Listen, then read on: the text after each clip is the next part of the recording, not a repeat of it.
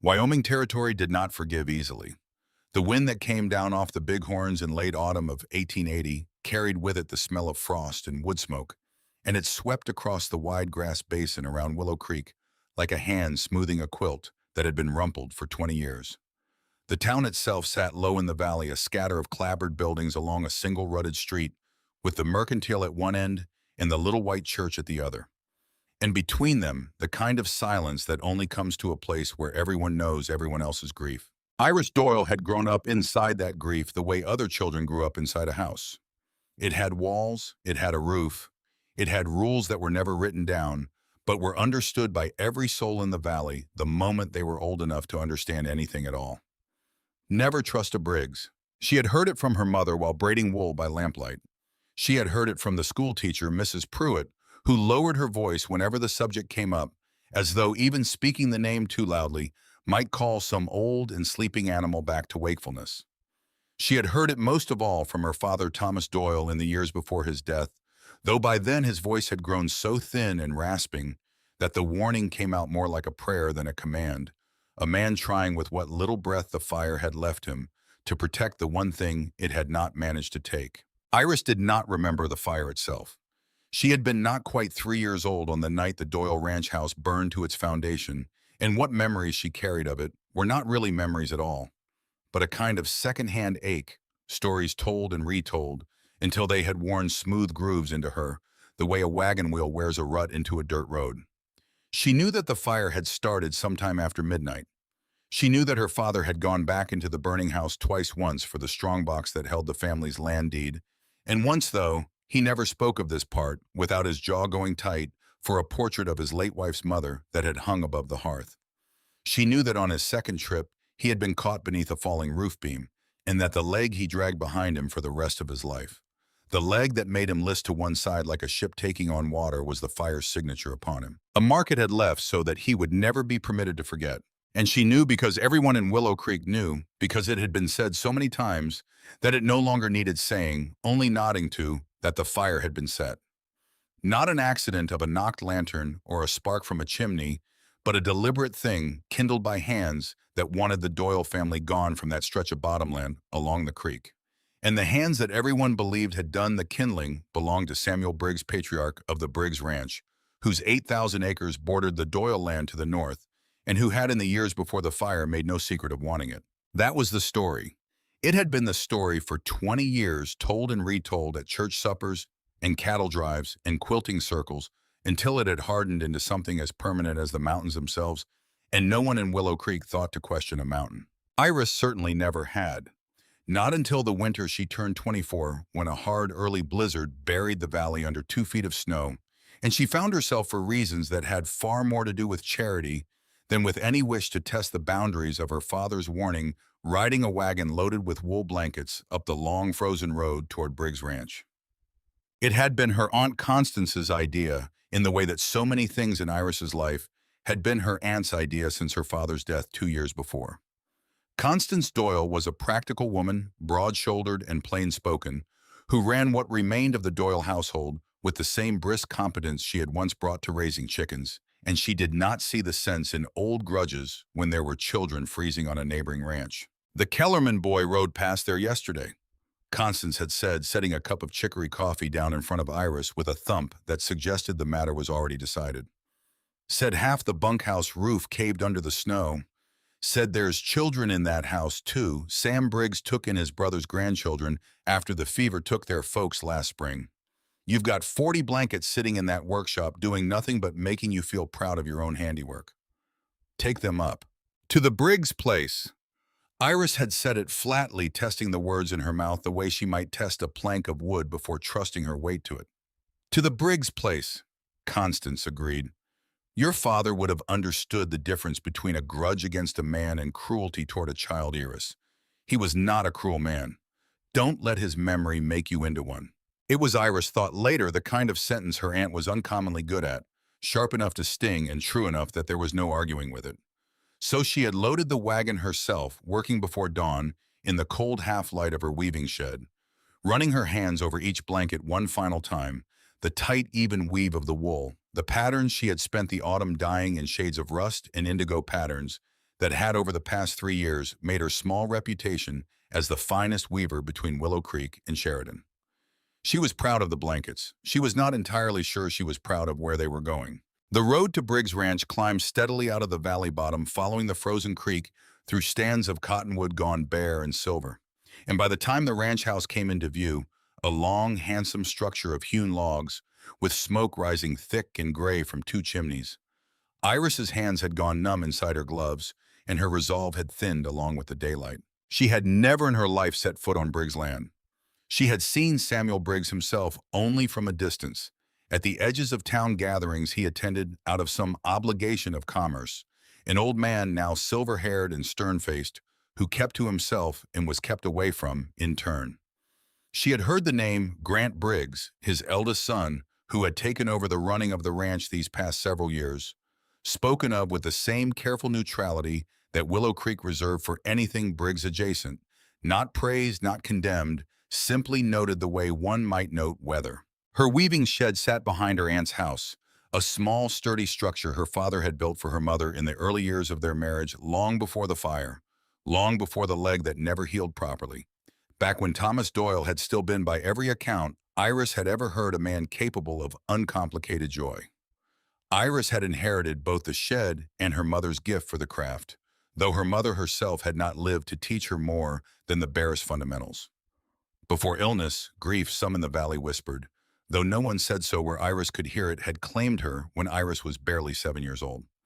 What Iris knew of weaving beyond those earliest lessons she had taught herself, patient hour by patient hour, testing dye recipes with roots and bark and berries, gathered along the creek, working out the mathematics of pattern and tension, through long winter evenings of trial and quiet determined error. Until by her 20th year, her blankets and shawls had become known throughout 3 counties for a quality that rivaled anything shipped west from the mills of New England. It was, she had always privately believed, the one part of her life that belonged entirely to her, untouched by her father's grief, unshaped by the valley's old grudges. A small and private kingdom of color and pattern and rhythm, where the rhythmic clack of the loom's beater bar could drown out for an hour or an afternoon the weight of everything Willow Creek expected her to carry. She thought of her craft loading the wagon that cold morning with a particular fierce pride, proof, if she needed any, that something good and lasting could still be built by patient, careful hands, even in a valley so thoroughly shaped by old fire and older hatred. The road climbing toward Briggs' land wound first through Doyle pasture land, gone brown and brittle, beneath the winter's grip, past the low rise, where her father's grave sat beside her mother's. Beneath a wind-bent cottonwood, and Iris found herself, as she often did when that particular stretch of road came into view, offering a silent, wordless greeting to the parents. She had lost her mother to grief and illness, her father to the slower erosion of 2 decades spent nursing a wound that never fully closed. She wondered, not for the first time, what her father would make of this particular errand, and told herself firmly that a dying child's need for warmth surely outweighed even his most fervent objections. She was not yet certain, riding that frozen road, how thoroughly that same errand would come to reshape everything she believed about her father's history and her own. She was not prepared then for the man who came out to meet her wagon before she had even brought the horses to a full stop. He was tall, taller than she had expected, though she could not have said what she had expected, since she had never troubled herself to imagine him at all, with dark hair showing beneath a battered hat, and the kind of weathered, sun-marked face that came from years of honest outdoor work rather than years of scheming. Though Iris caught herself in that thought and did not entirely trust it. He wore a heavy coat with the collar turned up against the cold, and when he saw the wagon and its cargo, something crossed his features that she could only describe uncharitably as surprise, and then less easily dismiss something that looked very much like gratitude. "You're Iris Doyle," he said. Not a question. His voice was low and even, carrying none of the wariness she had braced herself for. "I am." She kept her chin level, her voice cool. "My aunt heard your roof came down under the snow. There are children in your house." "There are." He glanced back toward the ranch house, where, sure enough, a section of the bunkhouse roof had collapsed inward under the weight of the storm, leaving a raw wound of splintered timber against the white landscape. "My uncle's grandchildren, 5 of them, the youngest not yet 2. We've got them crowded into the main house now, but it's cold enough in there that I've been keeping the little ones wrapped in horse blankets, which isn't fit for anybody, let alone children who've already lost so much." He stopped himself as though he had said more than he'd intended to a woman whose family had every reason to want nothing from his. "I'm Grant Briggs. I know who you are." It came out sharper than she meant it, and she watched something flicker across his face. Not anger, which she might almost have preferred, because anger would have confirmed something that she already believed about his family. It was closer to weariness, the look of a man who had spent a very long time being known before he was ever given the chance to be met. "Then you'll understand," he said after a moment, "if I'm careful about thanking you too quickly.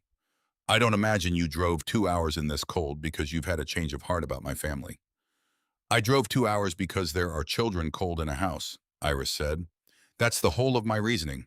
I'd ask you not to read anything more generous into it." Something that might have been the ghost of a smile touched the corner of his mouth there, and gone so quickly she nearly missed it. "Understood, Miss Doyle." He helped her down from the wagon, his hand steady and impersonal at her elbow. Nothing in the gesture, but plain courtesy, and together, because there was no one else free to do it, with the ranch hands, all occupied, clearing snow from the barns and the bunkhouse roof, they carried the blankets inside. The Briggs ranch house, Iris found herself noting with some reluctance, was not the cold, forbidding place she had half expected. It smelled of wood smoke and baking bread. A fire roared in the great stone hearth, and gathered before it, wrapped in what were indeed nothing more than rough horse blankets, sat 5 children ranging from perhaps 9 years down to a toddler barely past walking, all of them pale and shivering despite the fire's heat. Iris knelt without thinking and began unfolding the wool blankets, wrapping the smallest child, a girl with wide, solemn eyes, in the softest of them. The one dyed deep indigo with a border of running rust-colored stitches that Iris had worked, if she was honest with herself, with more care than any blanket she had made that season. "Warmer?" she asked, and the girl nodded, small fists curling into the wool, and something in Iris's chest, some old cold thing she had not examined too closely in years, shifted very slightly out of place. "You did all this yourself?" Grant Briggs had come to crouch beside her, distributing blankets to the other children with the easy competence of a man well accustomed to their care. "The weaving, the dye work. I did." She did not look at him. "It's how I earn my keep." "It's fine work," he said simply, and there was nothing in his tone but plain observation. No attempt at flattery, and that more than anything he might have said was what unsettled her, because she had come prepared for a great many things from a Briggs, and simple honesty had not been among them.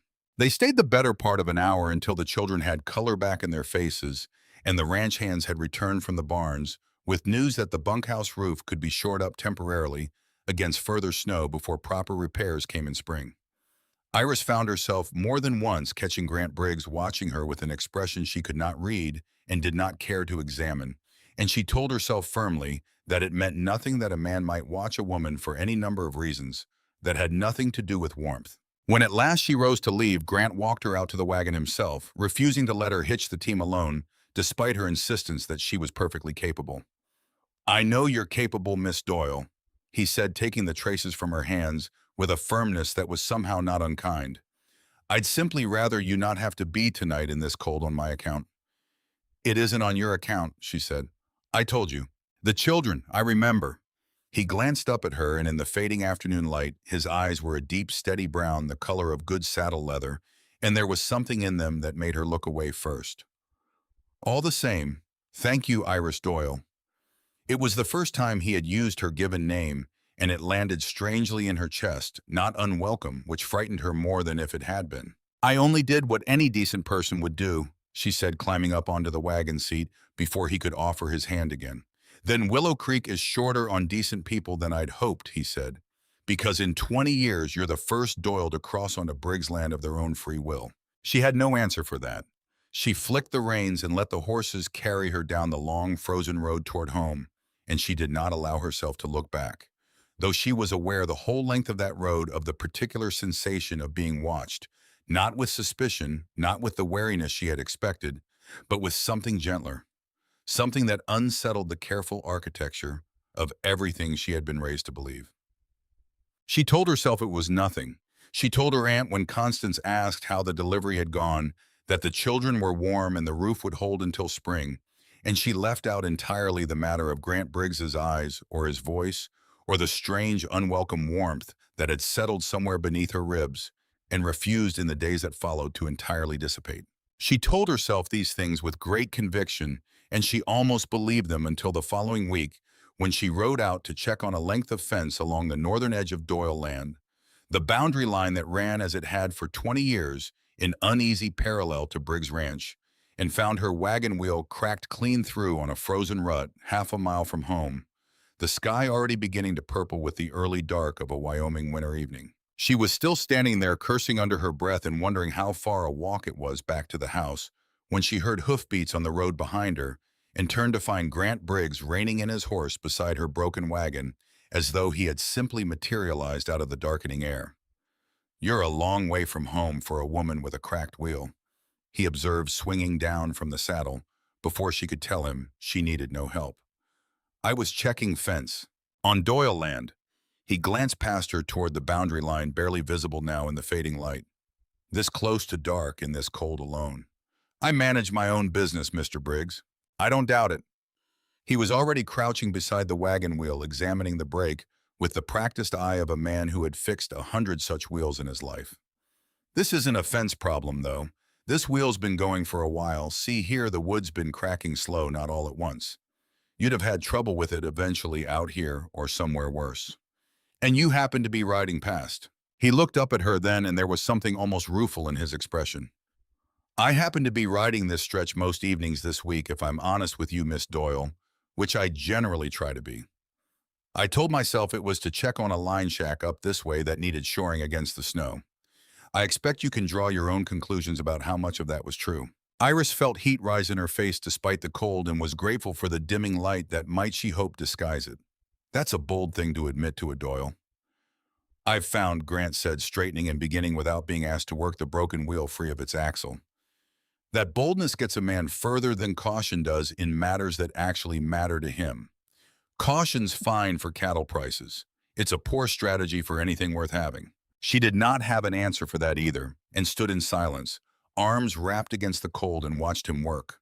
Watched the competent, unhurried way he freed the wheel, the care he took not to strain the axle further, the low murmur he offered the horses when they shifted restlessly in their traces, a murmur so like the one she used with her own team that something in her chest tightened unexpectedly. "I can send this wheel to be mended in town," he said at last, hefting it under one arm, "and have it back to your place by tomorrow evening.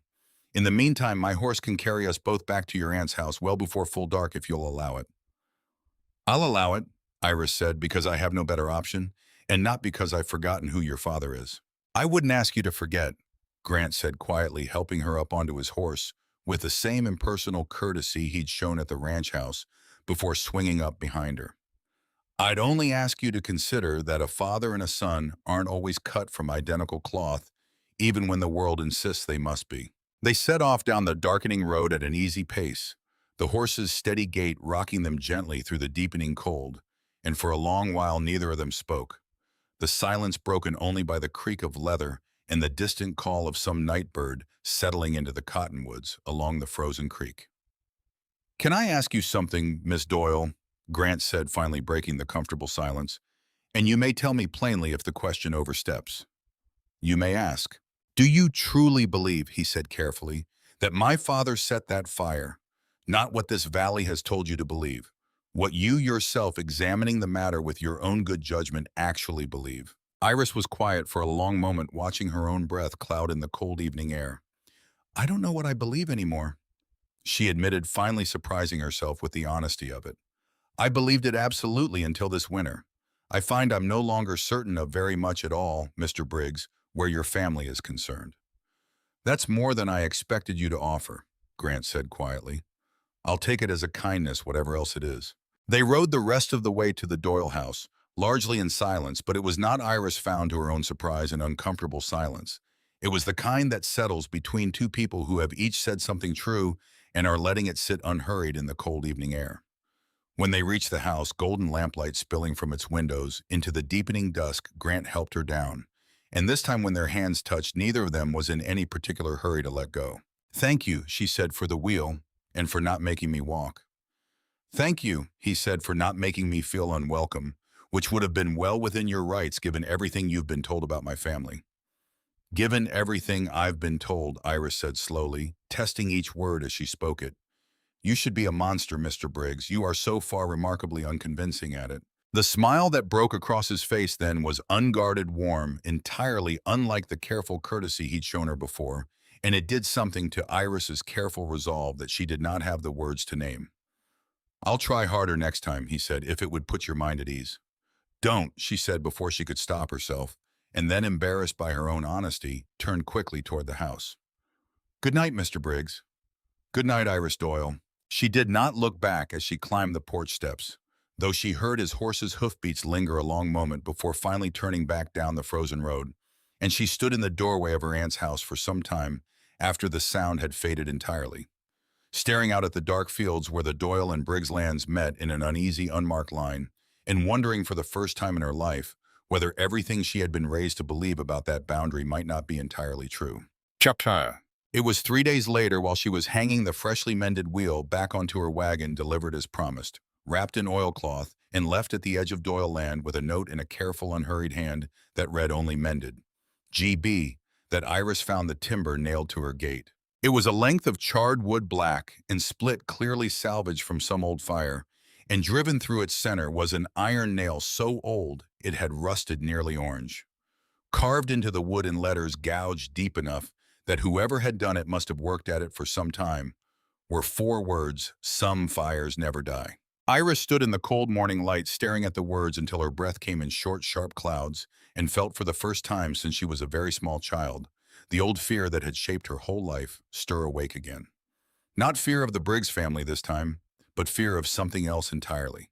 Something without a name, yet something that had apparently been watching her far more closely than she had ever imagined, and did not care for what it saw. She thought of Grant Briggs's steady hands mending her wheel. She thought of his voice saying a father and a son aren't always cut from identical cloth. And she thought, with a chill that had nothing to do with the Wyoming winter, that whoever had left this warning at her gate wanted very badly for her to forget every word of it. Willow Creek in the days that followed had already begun to notice. It was impossible in a town so small for a Doyle wagon to be seen twice on the Briggs Road, without word of it traveling from porch to porch faster than the winter wind itself. By the following Sunday, when Iris took her customary seat beside her aunt in the small white church at the end of Main Street, she was keenly aware of the sideways glances that followed her down the aisle, the whispered exchanges that fell abruptly silent whenever she drew near. Mrs. Pruitt, the schoolteacher who had first taught Iris her letters, and alongside them, the Valley's unspoken catechism of old grievances, cornered her after the service, with an expression of grave concern better suited to news of illness or death. "I heard you delivered blankets to the Briggs place," the older woman said in the careful, lowered voice Willow Creek reserved for the subject. "I do hope, dear, that charity was the whole of your business up there." "There were children freezing, Mrs. Pruitt," Iris said, keeping her voice pleasant with some effort. "I understood charity to be a virtue this congregation valued rather highly." "Charity is one thing." Mrs. Pruitt's mouth thinned into a disapproving line. "Familiarity with that family is quite another. Your father would turn in his grave, Iris Doyle, to hear how easily you speak of Samuel Briggs's son these days." Iris felt heat rise in her cheeks, not entirely from embarrassment. "My father is not here to voice an opinion, Mrs. Pruitt, and I'll thank you to let me manage my own conscience without borrowing his for the purpose." She walked away before the schoolteacher could summon a reply, her heart hammering with a mixture of defiance and unease that followed her the rest of that gray Sunday afternoon. It was one thing to question in the privacy of her own thoughts the certainties she had been raised on. It was quite another to feel the whole weight of Willow Creek's collective memory pressing against her the moment she dared to act on that questioning aloud.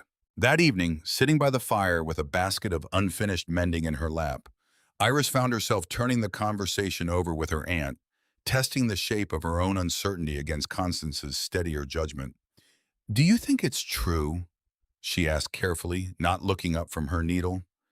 "Everything they say about Samuel Briggs, you knew him before the fire. You were nearly grown yourself by then." Constance was quiet for a long moment, her own needle stilling in her hands. "I knew him as a young man knows his neighbors," she said finally. "Steady, hard-working, not a man given to cruelty so far as I ever witnessed. But I also know, Iris, that grief makes strangers of people we thought we understood completely, and your father's grief over that fire ran deeper than any I've seen before or since. I never questioned his account of that night, because I never had reason to doubt a brother who had lost so much. I confess I have wondered more than once these past weeks whether that was wisdom or simply loyalty wearing wisdom's coat. It was not the reassurance Iris had hoped for, but it was, she thought, turning the words over long after the fire had burned down to embers, a good deal more honest than anything else Willow Creek had offered her on the subject in 20 years. She thought too of the timber she had buried beneath the woodpile, its four carved words still vivid in her memory whenever the house grew quiet enough for her thoughts to wander unguarded. Some fires never die. She had told herself in the days since finding it that the warning had come from some resentful Briggs hand, some cousin loyal to old grudges.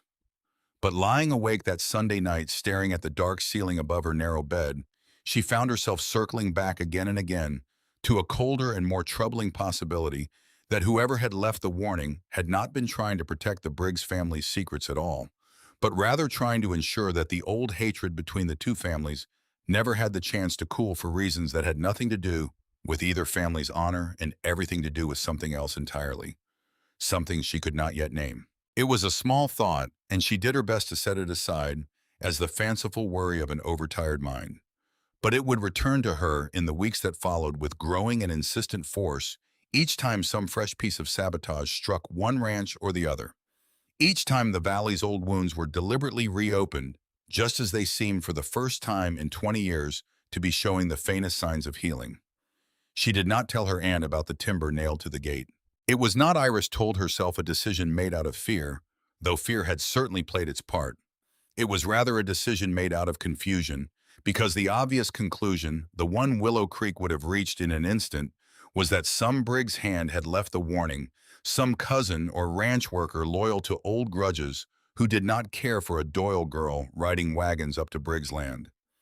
And yet the warning did not sit easily against everything Iris had seen in Grant Briggs' face these past weeks. It did not sit easily against the careful note wrapped around her mended wheel, against the unhurried patience with which he had freed her wagon from the frozen rut, against the plain, unadorned honesty of a man admitting he had ridden the boundary road most evenings, hoping to see her. So she pried the nail loose herself in the gray hour before her aunt woke, and buried the charred timber beneath the woodpile where no one would think to look, and told herself that whatever it meant, it did not mean what Willow Creek would assume it meant. She was not entirely successful at believing this, but she was successful enough to keep riding out in the weeks that followed on errands that took her, with what she insisted to herself was pure coincidence, along the northern boundary road more often than strict necessity required. Winter deepened. The creek froze solid enough to walk on, and the cottonwoods stood bare and silvered against a sky the color of pewter. And twice more that month, Iris found herself in Grant Briggs's company, once when a fever swept through the youngest of his uncle's grandchildren, and she rode up unbidden with a tincture of her own making, one her mother had taught her before the fire took what remained of that gentlewoman's spirit along with the house. And once quite by accident when they crossed paths at the mercantile in town, both of them reaching for the same bolt of good wool broadcloth, and ended up, to the visible astonishment of half the shopkeepers on Main Street, laughing together over the absurdity of two rival families fighting over dry goods. There was, too, a particular afternoon in late February that Iris would return to often in memory in the years that followed, a day when a sudden thaw softened the hard-packed snow just enough to make the roads passable, and Grant appeared unannounced at the Doyle homestead, with two horses saddled and ready, insisting with a boyish enthusiasm that sat unexpectedly well on his usually measured demeanor that she come see something before the thaw reversed itself and buried it again until spring. He led her up into the foothills above the valley along a trail she had never traveled, climbing steadily through stands of lodgepole pine, dusted white, until they emerged onto a wide exposed shoulder of rock that offered a view across the entire Willow Creek Valley spread out below them like a quilt stitched from 100 shades of white and brown and pale winter gold. Both ranches visible at once from this height, the frozen thread of the creek winding between them, the small cluster of buildings that made up the town itself no larger from this distance than a child's toy village. "I come up here most winters," Grant admitted, dismounting to help her down from her own horse, his hand lingering at her waist a moment longer than strict necessity required. "There's something about seeing it all laid out together like this, no fences visible from this height, no boundary lines, just the land as it must have looked before either of our families ever laid claim to a single acre of it. It helps me remember what actually matters when everything down there starts to feel too complicated to bear." Iris stood beside him in the thin, clear mountain air, watching her breath cloud before her, and felt something loosen in her chest that she had not realized she'd been holding so tightly. "It's beautiful," she said softly. "I've lived my whole life in that valley, and I don't believe I've ever seen it quite like this." "I wanted you to see it," Grant said before either of us knew what we were going to do about everything happening between our families.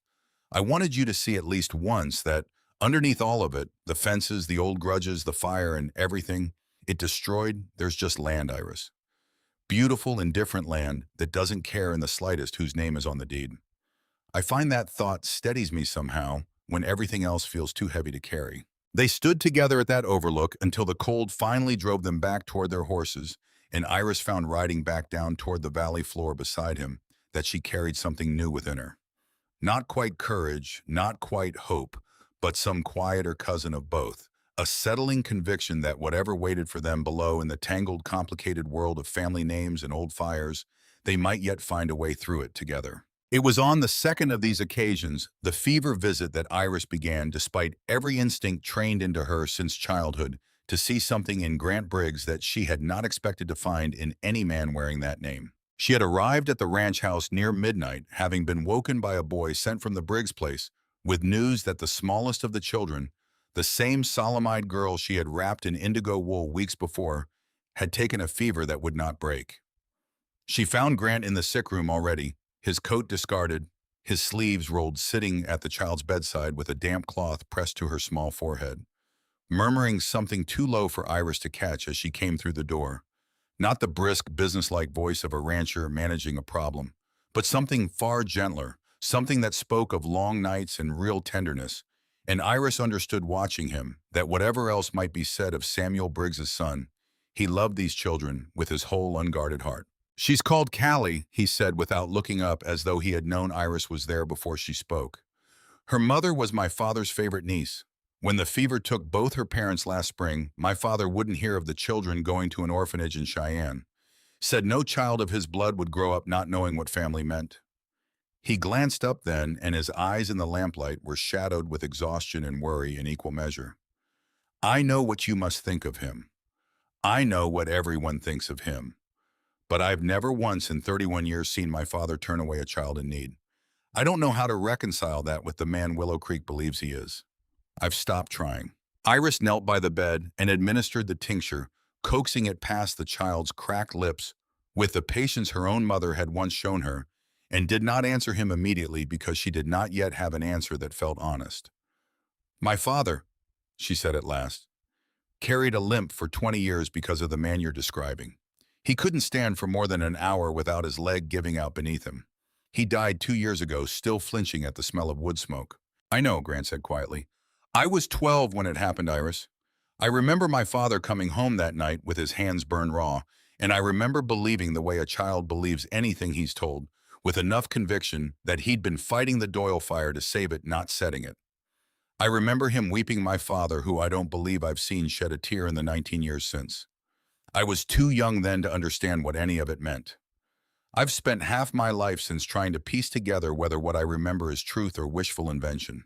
Something in his voice, not defensiveness, not the practiced denial of a guilty man, but genuine, aching uncertainty, settled into Iris's chest and would not leave her be, even after Callie's fever broke near dawn, and Iris rode home through a pale winter sunrise with her thoughts in complete disarray. She had been raised on certainty.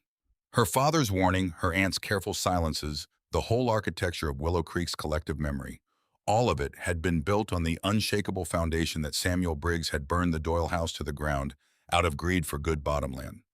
And yet here was his son describing a father who had come home from that very fire with burned hands and a wet face, a father who could not turn away an orphan child, and Iris did not know for the first time in her adult life which version of the truth she believed. Chapter 1. It was around this time that the sabotage began, small things, at first easy to dismiss as the ordinary hardships of a hard winter. A section of Doyle fence found cut clean through, though no wolves or wandering cattle could account for the damage. 2 Briggs heifers gone missing from a pasture that should have held them secure. A Doyle hay barn discovered half collapsed one frostbitten morning, its support beams sawn nearly through in a manner no honest accident could explain. Each incident reported through the gossiping channels of Willow Creek was laid at the opposite family's door without hesitation. The Doyles muttered that Briggs' hands, resentful of a Briggs man courting sympathy from beneath enemy roofs, had taken to petty vengeance. The Briggs ranch hands grumbled that Doyle loyalists, embarrassed by Iris's visits, meant to provoke a war that would put a stop to any softening between the families. Iris herself grew increasingly certain that neither explanation held together. The sabotage was too careful, too evenly distributed between both ranches, striking at both families with what felt less like loyalty to one side and more like a deliberate hand stirring a pot that had, for the first time in 2 decades, begun to show signs of cooling. She said as much to Grant on an afternoon in early spring when they met not entirely by accident, though neither of them troubled to pretend otherwise any longer. At the old stone bridge that marked the halfway point between their two properties, a bridge that had, in some unspoken agreement, become the place where the boundary between Doyle and Briggs land grew soft enough to permit an hour's honest conversation. "It doesn't sit right," she told him, watching the spring-swollen creek rush beneath the bridge's worn stones. "Whoever cut that fence, whoever felled your heifers, they didn't do it to help either family against the other. They did it to make each family angrier at the other. There's a difference, and I don't think Willow Creek has noticed it." Grant was quiet for the long moment, his forearms resting against the stone rail, his gaze following the same rushing water. "My father's been saying something similar," he said finally. "Not in so many words, but I've caught him more than once these past weeks, going through old papers in his study deeds letters, things I didn't know he'd kept. When I asked him about it, he told me to leave well enough alone that some ashes were better left cold." He turned to look at her, and there was something troubled in his expression that had not been there before. "I've never known my father to speak in riddles, Iris. He's a plain man. Whatever's unsettled him, it's something more than heifers and fence wire." "Do you think he knows something?" Iris asked carefully, "about the fire that killed my father's health and destroyed my family's home?" Grant did not answer immediately, and his silence told her more than any words might have. "I think," he said at last, "that there is a great deal about that night that neither of us has ever been told the whole truth of. I think we've both grown up inside a story someone else decided we ought to believe, and I think, God help us both, that I'd rather know the truth of it than keep living in comfortable ignorance, even if the truth cost me my father's good name. Even if the truth confirms everything I've been raised to believe about him." "Even then," Grant said, and there was no hesitation in it at all, "I didn't fall in." He stopped himself, color rising faintly beneath his weathered skin, and looked away toward the water. "I didn't come to care what you think of me, Iris Doyle, because I believed you'd think well of my family regardless of what we found. I came to care what you think of me because I trust your judgment more than I trust the comfortable stories I was raised on. If the truth is ugly, I'd rather hear it from you than keep hiding from it." Iris felt her own color rise to match his and looked down at her hands rather than meet his eyes, because something in the unfinished sentence he'd swallowed back had landed somewhere deep and unguarded in her chest, somewhere she had spent 20 years keeping carefully locked against anyone bearing his family's name. "We should look," she said when she trusted her voice again, "at whatever your father's been going through, and at whatever records remain from that night, the county land office, the old newspaper archives in Sheridan. If someone's stirring this pot deliberately, they're doing it for a reason, and reasons like that usually come down to land or money or both." Grant was quiet a moment, watching the water. "There's something else," he said finally. "Something I haven't spoken of because I wasn't certain it meant anything until you found that watch. My father received a letter about 6 months back from a Cheyenne law office representing a client who wished to remain anonymous and offered to purchase our northern pastures at a price well above market value, contingent on our willingness to also negotiate on behalf of, or at least not oppose, a similar sale by the Doyle family for the adjoining land. My father refused it outright, the way he's refused every such offer these past 20 years. I didn't think much of it at the time. I think of it rather differently now." "An anonymous buyer," Iris repeated slowly, "wanting both properties at once and willing to pay handsomely to avoid the trouble of negotiating with two families who might together refuse to sell at any price." She felt a chill move through her that had nothing to do with the spring evening's lingering cold. "That's not the offer of a man hoping for a fair transaction, Grant. That's the offer of a man growing impatient after years of failed attempts through other means." "Or both," Grant agreed. "Willow Creek's bottomland is the richest ground in 3 counties, and our 2 ranches sit on either side of the best of it. If someone wanted that ground and couldn't buy it outright from 2 families who'd never sell, they might find it easier." Iris finished slowly, the thought unfolding in her mind even as she spoke it. To make sure those two families stayed too busy hating each other to ever join forces and stand in the way. They looked at each other across the width of the old stone bridge, and something passed between them that was equal parts dawning suspicion and dawning tenderness. And Iris understood in that moment that whatever else came of the weeks ahead, she would not be able to return to the comfortable certainties of her childhood. The mountain of Willow Creek's collective memory had, without her quite realizing when it happened, begun to crack. The discovery that changed everything came fittingly enough from the very loom that had first brought Iris and Grant together. It was her grandmother's loom, an old, heavy piece of oak furniture that had belonged to her mother's mother, shipped west from Ohio decades before Iris was born, and which Iris had been slowly restoring through the winter months, replacing worn heddles and restringing the warped threads that time and use had frayed. She had put off the restoration for months, distracted first by the harsh weather and then by everything that had unfolded since her first visit to Briggs Ranch. But on a rainy afternoon in early April, with little else to occupy her hands, she finally turned her full attention to the old loom's frame. It was while working loose a warped section of the loom's base, a wide oak panel that had swollen with some old water damage and needed replacing before the loom could be trusted to bear tension again, that Iris's fingers found the seam. It was cleverly hidden, so cleverly that she might have missed it entirely had the panel not already been loosened by decades of humidity. A shallow compartment built into the underside of the loom's base, no larger than a cigar box, sealed with a thin sheet of oak that had been fitted so precisely it left almost no visible gap. Inside, wrapped in a scrap of oilcloth gone brittle with age, she found a pocket watch. It was silver, or had been once, though. The case was scorched black along one edge, the crystal cracked but somehow remarkably still holding its shattered pieces together. The chain was melted in places, fused into strange twisted shapes that spoke unmistakably of intense heat. And when Iris with trembling hands worked the case open, she found engraved on the inside of the lid, in careful, old-fashioned script, a message that made the rainy afternoon around her seem suddenly to fall away into complete silence. To Samuel Briggs, my brother, in all but blood. Thomas Doyle. Iris sat on the floor of her weaving shed for a very long time, the broken watch cradled in both hands, her mind refusing for several minutes to process what she was looking at. Samuel Briggs, her father's enemy. The man Willow Creek had spent 2 decades believing had burned the Doyle house and crippled Thomas Doyle for the sake of good bottomland. And here, hidden inside her own grandmother's loom in her own father's hand, an inscription that called that same man brother. She turned the watch over and over, searching for some explanation that would make sense of it, some way to reconcile the story she had been raised on with the evidence now trembling in her hands. She thought of the charred edge of the watch's case, the melted chain evidence, surely that this watch had survived the very fire that had destroyed everything else. Which meant someone had pulled it from the wreckage that night.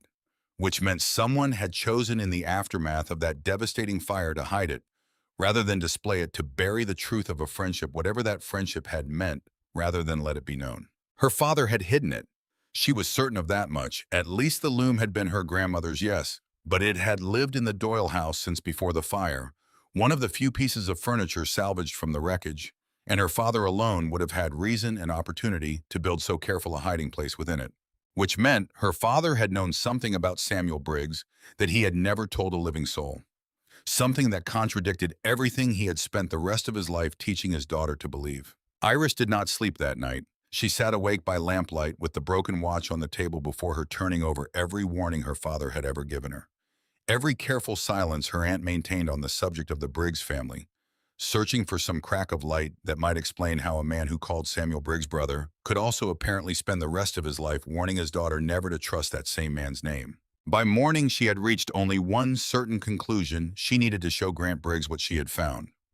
Whatever truth lay buried beneath the ashes of that 20-year-old fire, it was clear now that neither family had ever been told the whole of it, and Iris was no longer willing to spend one more day of her life believing a story that might, after all this time, have been built on a foundation of lies. She rode for Briggs Ranch before the sun had fully cleared the eastern ridge, the watch wrapped carefully in a fresh cloth and tucked inside her coat, her heart beating with something that was equal parts fear, and though she was reluctant to name it even to herself, a fierce and unfamiliar hope. She had not forgotten in the rush of that discovery The afternoon at the Mercantile, some weeks before the accidental meeting over a bolt of good wool broadcloth that had left half of Willow Creek's shopkeepers staring in open astonishment. It returned to her now, riding through the pale morning light, with a clarity she had not previously allowed herself to examine. It had begun innocently enough.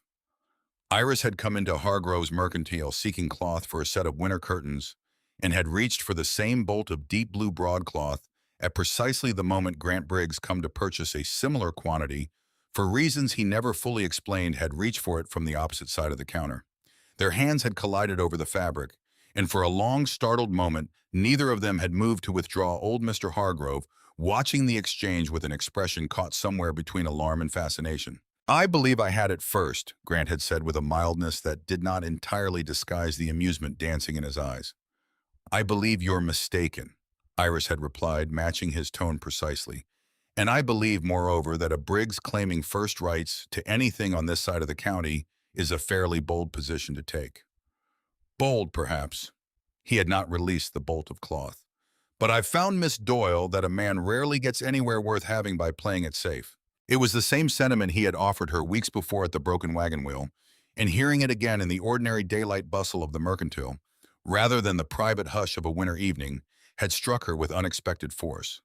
Not as a line rehearsed for effect, but as something Grant Briggs plainly sincerely believed, a philosophy he carried with him into every corner of his life, including, it seemed increasingly clear, his growing regard for her. They had ended up splitting the bolt between them, old Hargrove cutting the cloth down the middle with the harried expression of a man who had never expected to referee a dispute between a Doyle and a Briggs over curtain fabric, and had left the store within minutes of each other laughing, actually laughing in full view of Main Street over the absurdity of the whole exchange. It was the first time Iris could remember laughing freely in the company of anyone outside her own family in a very long while, and the memory of it, warm and unguarded, had stayed with her through the difficult weeks that followed. She thought of that laughter now riding toward Briggs Ranch with a burned pocket watch pressed against her heart, and found it steadied her more than she would have expected, a reminder that whatever grim truths lay ahead in the unraveling of her father's and Samuel Briggs's shared history, there had also been these past months a great deal of unexpected lightness woven through the darkness. It gave her courage for what she suspected was coming, courage she was not entirely certain she would have found on her own. Betois. The sabotage, meanwhile, continued to trouble her thoughts even as she rode. She turned over methodically every incident of the preceding weeks, searching for some pattern that might reveal the hand behind it. The cut fence, the missing heifers, the half-collapsed hay barn. Each incident had struck with a precision that suggested careful planning rather than casual mischief, and each had landed at a moment calculated, it now seemed to her, to inflame suspicion between the two families, precisely when some small gesture of goodwill threatened to soften it. The fence had been cut the week after her first visit to deliver blankets. The heifers had vanished the same week Grant mended her wagon wheel and rode her home through the winter dusk. The hay barn had collapsed mere days after the Mercantile encounter that half the town had witnessed and gossiped over. It was as though someone had been watching closely enough to know exactly when the old hatred was weakening, and had struck each time with a precision too exact to be coincidence. Someone was watching her. Someone had been watching both her and Grant for weeks, perhaps months, charting the slow thaw between two families with the same careful attention a rancher might give a fence line he intended eventually to breach. The thought unsettled her more than the fire's old ashes ever had, because ashes at least belonged to the past. Whatever was unfolding now belonged entirely to the present and showed no sign of being finished. She thought, too, of a peculiar exchange she had nearly forgotten, a well-dressed stranger who had lingered at the edge of the Mercantile that same afternoon, watching the scene between her and Grant, with an attention that had struck her even then as somehow out of place for a man with no evident business in a dry goods store. She had thought little of it at the time, distracted as she was by Grant's easy laughter and her own unguarded happiness. She found herself wishing now, riding toward Briggs Ranch with a burned watch pressed against her heart, that she had paid the stranger rather more attention than she had. Samuel Briggs did not deny it. That was the detail Iris would remember longest from the morning she rode up to the Briggs Ranch house with the broken watch wrapped in cloth against her chest. Not the shock on the old man's face when Grant led her into his study and set the watch on the desk before him. Not even the long, unsteady silence that followed. It was the fact that Samuel Briggs, when he finally lifted the watch with hands that trembled more than Iris had ever seen a rancher's hands tremble, did not once try to claim he had never seen it before. "Where did you find this?" His voice when it came was rough with an emotion Iris could not immediately place, not guilt or not only guilt, but something closer to grief long deferred. "In my grandmother's loom," Iris said. "Hidden. My father must have put it there." Samuel closed his eyes. For a long moment, he said nothing at all, simply held the ruined watch in both hands, as though it were something infinitely fragile. And when he finally looked up, there were tears standing openly in the old man's eyes, the first Grant would tell her later that he had ever seen his father shed. "Thomas gave me this watch the week I married," Samuel said. 19 years old, the both of us, and thick as thieves since we were boys running wild along this very creek. He had it engraved special at a jeweler's in Cheyenne, cost him near a month's wages, though he never once complained of the expense. His thumb moved over the scorched case with a tenderness that made Iris's chest ache in ways she had not expected. "I lost it the night of the fire. I always believed it burned with everything else. I never imagined—" He stopped, his voice failing him entirely. "You knew my father," Iris said carefully. "Before the fire, you were friends." "Friends." Samuel let out a sound that was half laugh, half sob. "Miss Doyle, your father was closer to me than my own brother. We built our first fences together side by side the summer we were 17. We stood up at each other's weddings. When your mother was carrying you, it was Thomas who rode 2 days through a blizzard to fetch the doctor from Sheridan, because he wouldn't let anything happen to that child while there was breath left in him to prevent it." He looked at Iris then, and something in his gaze was almost unbearably sad. "Whatever you've been told about the fire, whatever this whole valley has believed for 20 years, I did not set that fire, Miss Doyle. I would have laid down my own life before I let harm come to your family. I very nearly did that night." "Then why?" Iris said, her voice shaking now despite her best efforts to steady it. "Has this whole valley believed otherwise for 20 years? Why did my father spend the rest of his life warning me never to trust your family if the two of you were truly what you claim?" Samuel's face went ashen, and for a long moment he did not answer, his gaze fixed on some point in the middle distance that seemed to Iris to hold 20 years of unspoken grief. "I don't know," he said finally. "God help me, Miss Doyle, I have asked myself that same question every night for 2 decades, and I have never found an answer that satisfies me. Something happened that night, something beyond the fire itself that turned your father against me so completely and so suddenly that I never had the chance to understand it, let alone repair it. I tried in the early years. I rode to your family's door more times than I could count, and each time your father turned me away without a word of explanation, his face like a man looking at a stranger who'd worn his best friend's coat to a funeral." His voice broke entirely on the last words, and Grant, watching his father weep for what was plainly the first time in living memory, crossed the room and laid a steadying hand on the old man's shoulder. "Someone lied to him," Iris said slowly, the pieces beginning at last to arrange themselves into a shape she could almost see. "Someone told my father something that convinced him you'd betrayed him in the very same hours he should have been grieving the loss of his home alongside his oldest friend.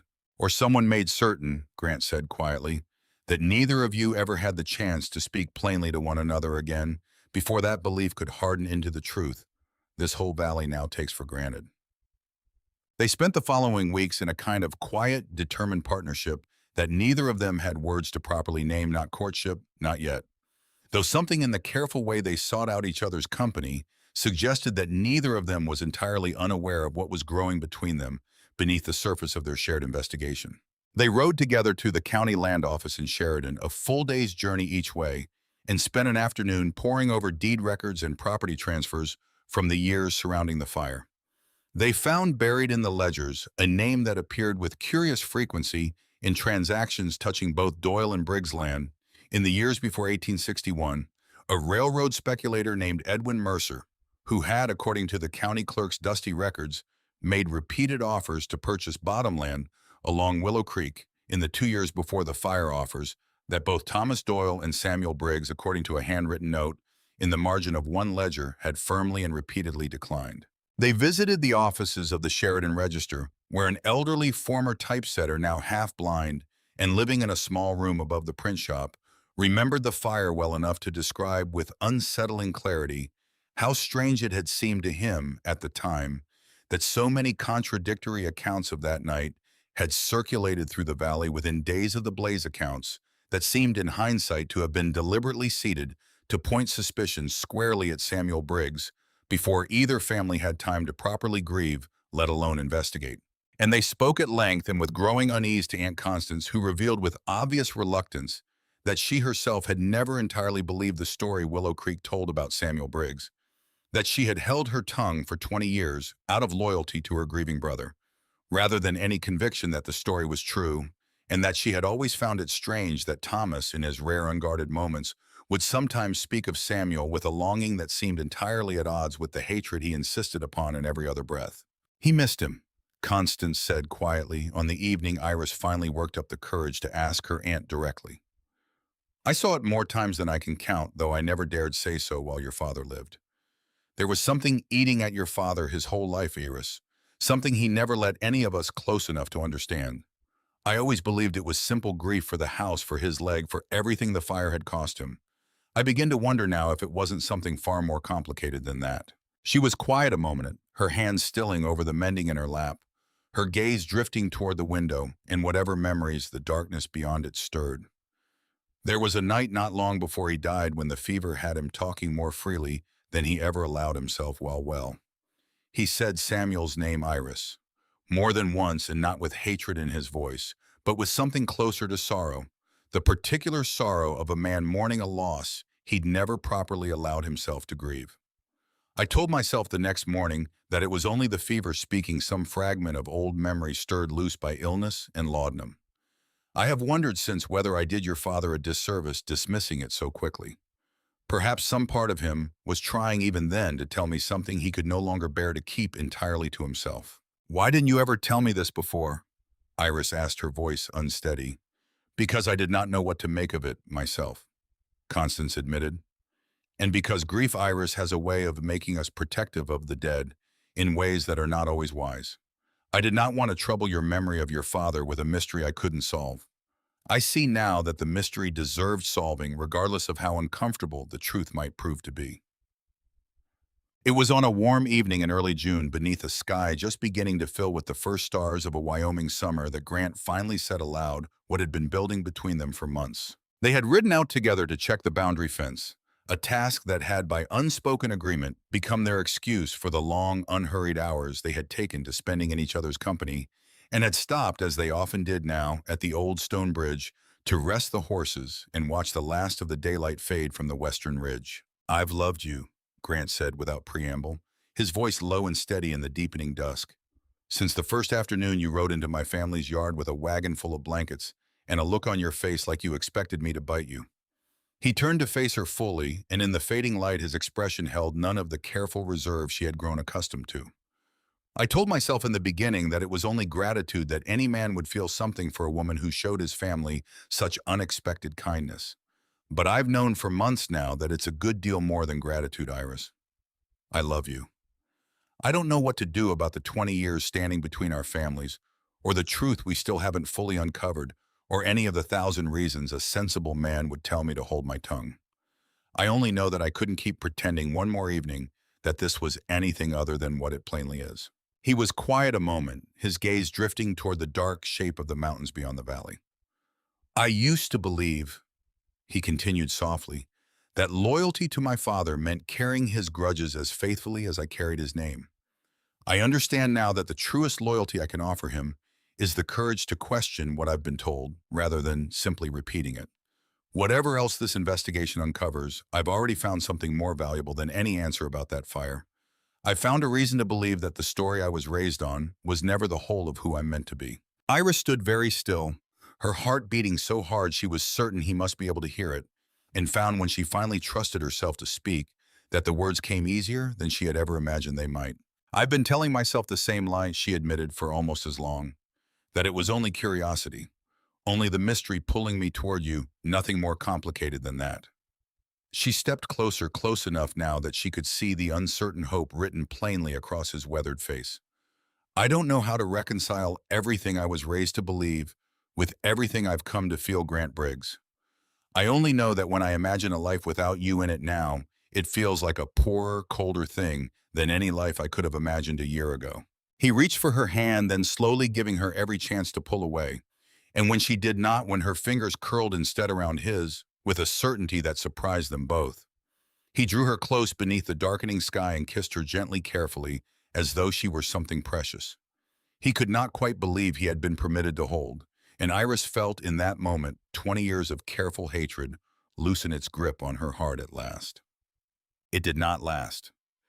3 days later, the bridge that had become their private sanctuary, the same worn stone structure, where they had first spoken plainly of their suspicions, where Grant had first spoken plainly of his love, collapsed beneath Grant's horse in the early morning hours, the ancient stonework giving way all at once, in a manner that the ranch hands who pulled him, half-drowned and badly bruised from the swollen creek below, insisted no natural weathering could explain. Iris arrived at the Briggs ranch house within the hour, summoned by a frantic message carried by one of the younger hands to find Grant bandaged and pale, but alive, sitting up in his bed against his father's fierce insistence that he remain lying down, his ribs bound tight and one arm set in a splint.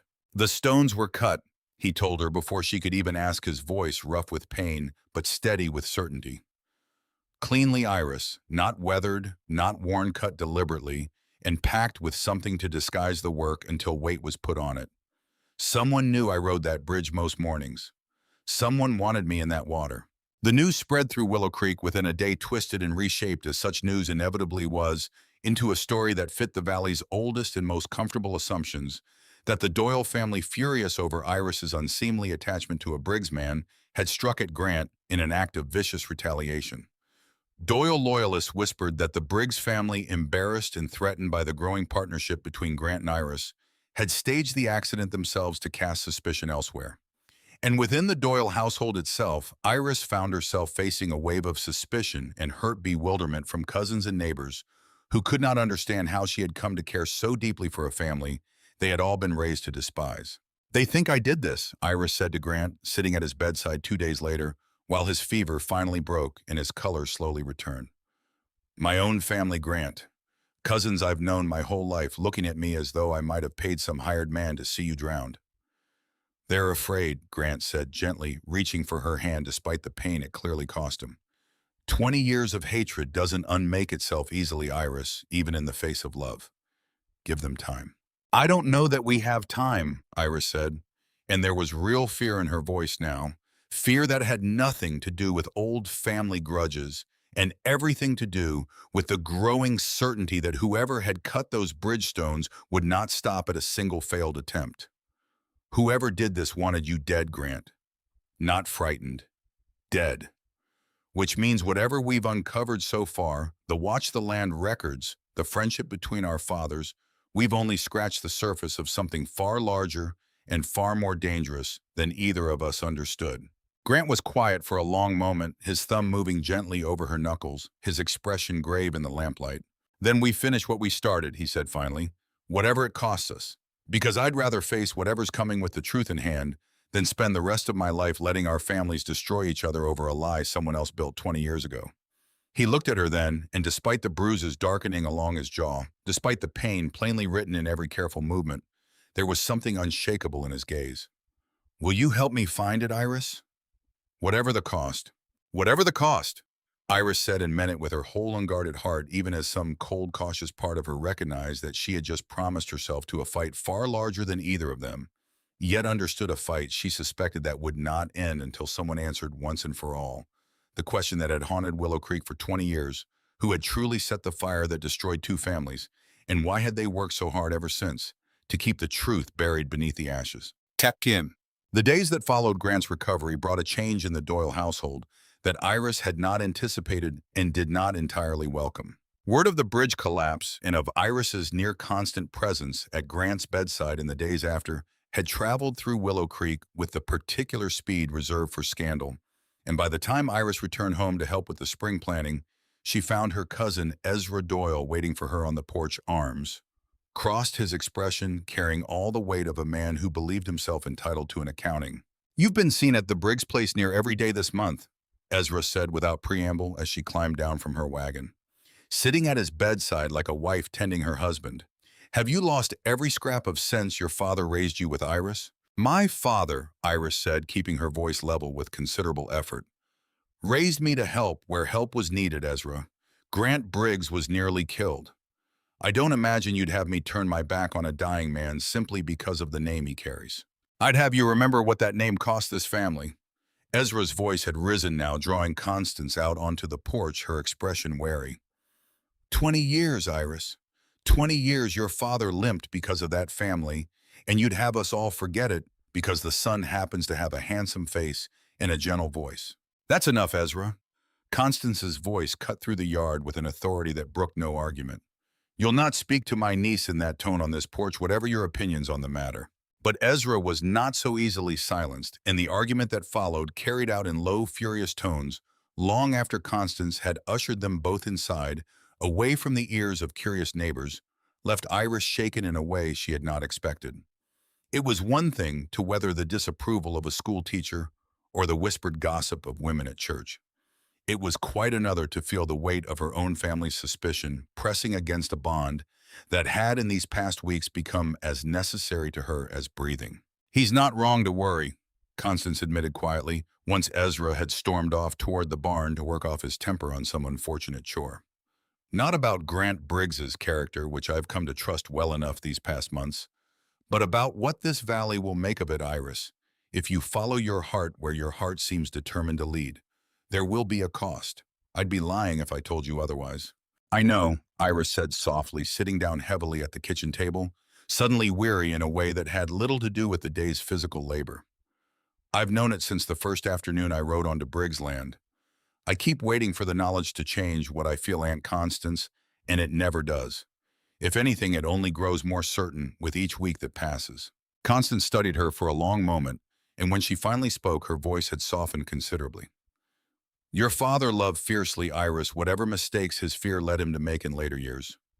I remember him as a young man courting your mother against her own family's mild objections, riding 2 counties over just to bring her wildflowers, because he'd heard she favored them. I see a good deal of that same fierce heart in you, whatever name the object of your affection happens to carry. I won't stand in your way. I only ask that you go into whatever comes next with your eyes open and your heart armored against a valley that may take considerable time to catch up with where yours has already arrived. It was that same week, working alongside Grant to trace the last threads of Edwin Mercer's name through the county's scattered records, that Iris found herself for the first time truly imagining a future that stretched beyond the immediate urgency of uncovering the truth. A quiet ranch house somewhere along the boundary between their 2 families' lands, children who would grow up knowing nothing of the hatred that had shaped both their parents' childhoods. Evenings spent exactly as this one was being spent. Heads bent together over old papers by lamplight, comfortable in each other's silence as much as their conversation. You've gone somewhere else, Grant observed, glancing up from the ledger he'd been studying to find her watching him with an expression she had not entirely managed to school into neutrality. I was only thinking, Iris admitted, feeling color rise in her cheeks. How strange it is that something as terrible as everything we've uncovered these past months could also somehow be leading me towards something I never imagined I'd be permitted to want. Grant set the ledger aside entirely, reaching across the small table to take her hand in both of his. I think about that too, he said quietly.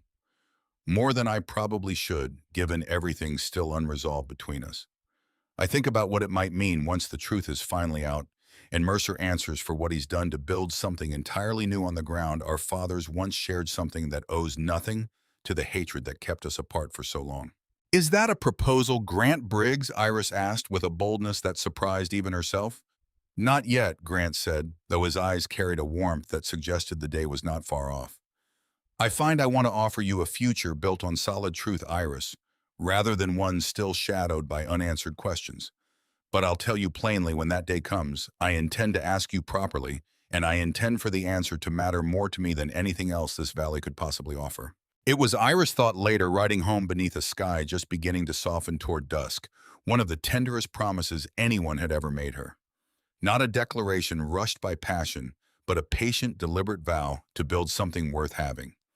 Brick by careful brick, exactly as they had built everything else between them these past months, honestly and without haste, and with a courage that grew steadier every time the old world tried and failed to tear it back down. It took another 6 weeks of careful patient work before the final pieces of the truth began to fall into place. 6 weeks in which Grant healed slowly from his injuries, in which the sabotage against both ranches continued in small needling increments, and in which Iris and Grant, working now with the full and eager cooperation of Samuel Briggs himself, pieced together a trail of evidence that led them at last to an abandoned stagecoach station some 15 miles east of Willow Creek.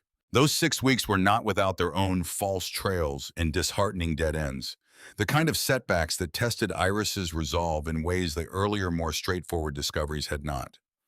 A promising lead through a former Briggs ranch hand dismissed some years before, under circumstances no one now living seemed able to fully explain, led them to Cheyenne on a 3-day journey that ultimately produced nothing but a bitter, confused old man who remembered little of value and seemed, if anything, more interested in airing decades-old grievances against Samuel Briggs than in offering any useful testimony about the fire itself. There was, too, a troubling fortnight in which the evidence seemed almost to point the opposite direction entirely. A set of financial records uncovered in the Doyle family's own account books by a suspicious Ezra that appeared to show an unexplained payment from Thomas Doyle to a man named Whitcomb. In the weeks immediately following the fire, a payment large enough to suggest at first troubling glance that perhaps Thomas Doyle himself had played some hidden role in the tragedy that befell his own household. Iris spent 3 sleepless nights turning that discovery over, unable to reconcile it with everything else she had learned about her father's grief and eventual remorse, until Grant, working through the same account books with a rancher's patient eye, for detail, finally identified the truth. Whitcomb had been a Cheyenne surgeon summoned at considerable expense to treat Thomas Doyle's shattered leg in the desperate weeks after the fire, when local remedies had failed to prevent the wound from festering dangerously. The payment had been for medical care, not conspiracy, a discovery that left Iris weak with relief and considerably more cautious about trusting appearances over careful verification in the weeks that followed. "We have to be certain," she told Grant the night they finally resolved the Whitcomb confusion, "before we accuse anyone of anything. I nearly convinced myself my own father had some hand in destroying his own home based on nothing more than an unexplained sum in an old ledger. If we're not careful, we'll chase shadows forever and never find the substance behind them." "Then we'll be careful," Grant agreed. "Slow if we must be. Whatever the truth turns out to be, I'd rather arrive at it honestly than rush toward a conclusion that satisfies our impatience more than it satisfies the facts." There was, too, a valuable, if unsettling, afternoon spent with the elderly former typesetter above the print shop, whose name they learned was Amos Fenwick, and whose milky, half-blind eyes seemed to sharpen with unexpected clarity the moment the conversation turned to the events of that long-ago spring. "I remember it well enough for all these years between," Fenwick told them, settled in a threadbare chair beside a window that let in more dust than daylight. "We ran 3 different accounts of that fire in the space of a single week, if you can credit such carelessness. First, a notice that the blaze was accidental, a chimney spark most like. Then a correction 2 days later suggesting arson by persons unknown, and finally within the week, a full account naming Briggs' involvement, outright source to what the editor at the time called reliable testimony, though I never once saw the source myself, nor did the editor ever produce it when I asked, which, I confess, I found peculiar even then." He shook his head slowly. "News don't usually shift shape 3 times in a single week. Miss Doyle, not in a town this size. Someone was feeding the paper information faster than we could rightly verify it, and looking back, I'd guess that was rather the point." "Do you remember who brought that final account to the editor?" Grant asked. "The one naming Briggs' involvement." Fenwick's brow furrowed with the effort of memory. "A well-dressed stranger, as I recall, not a local man, not someone I'd ever seen in Willow Creek before or since. Paid the editor handsomely for the story to run prominent, which struck me as odd, even at the time, since most folks bringing us news wanted nothing more than to see their account in print, not to pay for the privilege. I never thought much more of it until you 2 came asking. I confess it sits rather differently in my memory now, knowing what you've told me of Mr. Mercer's dealings." It was this same caution that eventually led them methodically, and without the dramatic urgency either of them might have preferred, back to the name that had first surfaced in the Sheridan Land Office ledgers months before Edwin Mercer.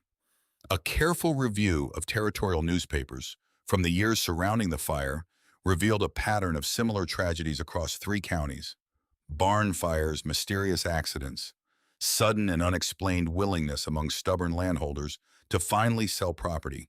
They had sworn never to part, with each incident preceding by a matter of months the announcement of new railroad surveys through exactly the land in question. "He's done this before," Grant said grimly, spreading the newspaper clippings across his father's study table one rain-soaked evening in late May. "Or something very like it. Look here, the Callaway spread out past Buffalo burned clean to the foundation in 1874. The family sold within the year to a holding company that turned out, when the county finally traced the ownership, to belong to Mercer's railroad interests. And here the Prentice Ranch outside Sheridan, same pattern, same year, almost to the month." "He's been doing this for years," Iris said slowly, horror dawning as the full scope of what they were uncovering became clear. "Building an empire out of other families' tragedies, and none of them ever thought to look past their own grief long enough to see the pattern connecting them." It was Samuel who finally remembered Silas Whitfield in the old stagecoach station, prompted by a chance remark from an elderly Sheridan clerk about the freight records that had once passed through that now abandoned Waypoint records, that might, if they had survived the decades of neglect, finally provide the direct evidence they had spent so many careful weeks assembling only in fragments and inference. The station had been a waypoint once in the years before the railroad made such stops. Obsolete, a low log structure with a sagging roof and a single boarded window sitting forgotten at the edge of what had once been a busy freight road. It was Samuel who remembered it first, remembered with the particular clarity that comes to old men revisiting the landscape of their youth, that the station's owner in those years had been a man named Silas Whitfield, a quiet, careful record keeper who had, for reasons no one in the valley had ever fully understood, stored crates of old legal papers in the station's cellar rather than surrender them to the county archives when the stage line finally closed. Silas passed some years back, Samuel told them as the three of them. Samuel insisting, despite his age, on riding out with his son and the young woman he had in these past weeks, come to regard with something very near a father's affection, approached the sagging station beneath a hard blue midsummer sky. But he was careful, Silas, careful and thorough in ways that made most folks think him peculiar. If there's any paper trail left from those years that hasn't been deliberately destroyed, I'd wager good money it's sitting exactly where he left it. The cellar, when they finally pried open its warped trapdoor and descended by lantern light into the cool, musty dark below, proved Samuel entirely correct. Crate after crate of yellow documents lined the earthen walls. Freight manifests, old contracts, correspondence between ranchers and speculators long since dead, all of it coated in decades of dust and the particular stillness of records nobody had thought to disturb in living memory. It was Iris who found the crate marked in Silas Whitfield's own careful hand, simply 1861 Willow Creek Land Matters. Inside, wrapped in oilcloth that had preserved the papers remarkably well against the passage of 2 decades, they found what they had been searching for without fully understanding, until that moment, the true shape of what they sought. There were letters, dozens of them, exchanged over a period of nearly 3 years between Edwin Mercer, the railroad speculator, whose name they had already encountered in the Sheridan Land Office ledgers, and a series of agents and hired men whose names meant nothing to Iris or Grant, but whose correspondence painted letter by damning letter. A picture of a conspiracy so patient and so thorough that it took the three of them the better part of a full day to piece together its complete and terrible shape. Edwin Mercer. It emerged from the letters, had spent the better part of 3 years attempting to purchase the combined Doyle and Briggs bottomland, the richest ground in the valley, sitting precisely along the surveyed route of a proposed rail spur that would, if built, make whoever controlled that land extraordinarily wealthy. Both Thomas Doyle and Samuel Briggs had refused his offers repeatedly, and without hesitation, understanding correctly that no fair price could compensate for land that had been in their families for generations. Mercer's letters, growing steadily more desperate and more calculating as the months passed, revealed a man who had concluded with cold and methodical precision that if he could not purchase the land through honest negotiation, he would simply have to remove the obstacles standing in his way. Not the land itself, which he could not simply seize, but the friendship between the two families that made them together too strong, a unified front for him to divide and conquer separately. The Doyle and Briggs alliance remains the chief obstacle to securing the northern parcels. Read one letter dated some 4 months before the fire in handwriting Iris did not recognize, but which Samuel identified immediately as Mercer's own. Divided, either family might eventually be persuaded or pressured to sell. United, they will hold that ground until the last of them draws breath. It is time to consider more direct methods of ensuring their division. The final letter in the crate, dated barely a week before the night of the fire, made Iris's blood run cold as she read it aloud in the lantern-lit dark of the cellar, her voice shaking despite her best efforts to steady it. Arrangements are complete. The Doyle house will burn on the night of the new moon when the household sleeps soundest, and the darkness offers the greatest cover. Care has been taken to ensure evidence points toward Briggs' involvement sufficient to poison any friendship that might otherwise survive the tragedy itself. The land, once the families are sufficiently estranged, will follow within a decade, purchased separately, and at whatever price grief and division ultimately makes them willing to accept. The letter was unsigned, but the hand matched Mercer's other correspondence precisely, and beside it, folded separately within the same oilcloth, wrapping was a final document that made the whole terrible conspiracy undeniable. A receipt dated the same week for payment to 3 named men. Hired hands evidently with no connection to either the Doyle or Briggs households for services rendered under the heading Fire Preparation Willow Creek Property. Samuel Briggs sat for a long time in the cellar's dim lantern light, the damning papers spread before him, and when he finally spoke, his voice carried a grief so deep and so long contained that Iris felt her own eyes fill with unexpected tears. "I rode into that fire 3 times, he said quietly, the night it happened. I want you both to understand that clearly because I have carried the shame of not being believed for 20 years. And I find I can no longer bear to keep silent about what actually happened that night, whatever it costs me to speak of it now." He told them then, in halting, painful detail, the true story of the night. The Doyle house burned, a story that had for 20 years been buried beneath layers of manufactured suspicion and grief-stricken misunderstanding. He had seen the flames from his own ranch house. He told them, a wall of orange light rising against the midnight sky from the direction of the Doyle property, and had ridden for it without a moment's hesitation, his heart already sick with fear for the family he loved as his own. He had reached the burning house to find Thomas Doyle's wife Iris's mother trapped on the 2nd floor with her infant son, the stairway already engulfed, and he had gone in through a side window, half blind with smoke, and carried the woman down a rope of knotted bed sheets while the roof groaned and shifted above them. He had gone back a second time for the infant Iris's own baby brother, not yet a year old, left momentarily forgotten in the chaos of the family's desperate flight, and had carried the child out through a wall of smoke so thick he had navigated the last several feet entirely by memory and instinct, his lungs screaming, his hands already blistering from the heat. And he had gone back a 3rd time against every instinct of self-preservation when he heard Thomas Doyle's voice crying out from somewhere within the collapsing structure, pinned beneath a fallen roof beam and unable to free himself. Samuel had dragged his oldest friend clear, just moments before the entire structure collapsed in on itself, both men emerging into the cold night air, burned, bleeding, and barely able to stand. And it was in those very moments, Samuel told them, his voice breaking entirely now, that everything had gone so terribly, inexplicably wrong. "Thomas looked at me," Samuel said, lying there in the mud with the fire roaring behind us, "and he said my name like a question, like he was trying to place who I was. I thought it was the smoke, the pain, the shock of the beam that had struck his leg. I told him he was safe, that I had his wife and his boy, that everything would be well. And he looked at me with such fear in his eyes, Iris, such raw and sudden fear, that I have spent 20 years unable to understand what could possibly have caused it." Samuel pressed his palms against his eyes for a long moment, as though the memory itself carried a physical weight he needed to steady himself against. "I have turned that night over so many times in my memory that I can no longer be entirely certain which details are true recollection and which are simply the shape my mind has worn into the story through 20 years of desperate replaying," he admitted. "But I remember this much clearly enough. There was a man standing at the edge of the firelight while the roof beam was being lifted off Thomas's leg.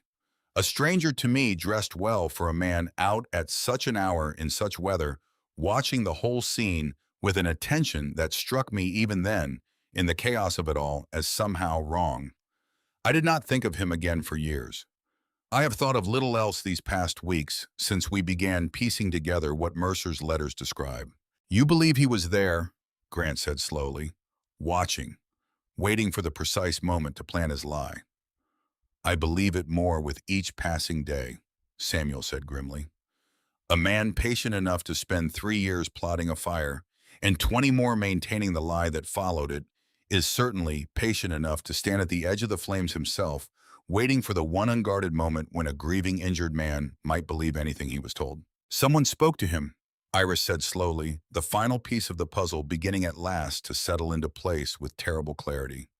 In those first moments before you could explain yourself properly, someone told him something that made him believe you had set the fire yourself. I believe so now, Samuel said. I did not understand it then. I was half-conscious, myself carried away for treatment of my burns before I fully grasped what was happening. By the time I was well enough to seek out Thomas again, he would not see me, would not answer my letters, turn my messengers away from his door without a word of explanation. I told myself in those early months that grief alone accounted for his silence, that a man who had lost his home and his health might simply need time before he could face the friend who had saved his family's lives. I did not understand, not for years, that he had come to believe I was the one who had tried to end them. Grant, who had been silent through most of his father's account, finally spoke, his voice rough with an anger Iris had not heard from him before. Mercer's men set the fire, and in the confusion and chaos of that same night, one of Mercer's own hired men, most likely, or Mercer himself, found the opportunity to plant the seed of suspicion directly in Thomas Doyle's ear in the very moment he was most vulnerable to believing it. A single sentence spoken to a man half out of his mind with pain and fear was enough to poison 20 years of friendship beyond any hope of repair.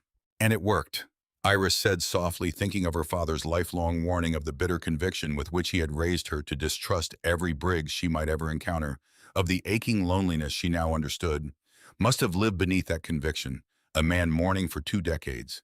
A friendship he believed had been betrayed, never once suspecting that the true betrayal had come from somewhere else entirely. It worked exactly as Mercer intended it to. 2 families kept apart, kept hating each other for 20 years, long enough that neither of them ever thought to look too closely at who truly benefited from that hatred. Until now, Samuel said, and though his voice still carried the weight of 20 years' grief, there was something else in it now, too. A hard, quiet resolve that reminded Iris suddenly and powerfully of his son. Edwin Mercer built an empire of lies on the ashes of my friendship with your father, Miss Doyle. He has spent 20 years believing that fire successfully buried the truth, along with everything else it destroyed.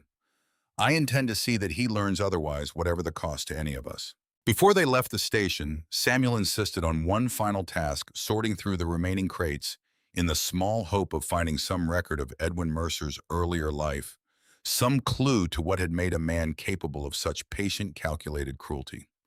What they found instead was almost sadder than anything the letters themselves had revealed: a set of Mercer's own early correspondence, dated some 15 years before the fire, in which a much younger Edwin Mercer wrote to his own father, an Eastern Railroad baron of considerable wealth and even more considerable coldness, pleading for recognition of a modest land deal he had negotiated in the Wyoming Territory, a deal his father had dismissed in a curt reply, preserved among the same papers as beneath the family's ambitions, and hardly worth the ink required to acknowledge it.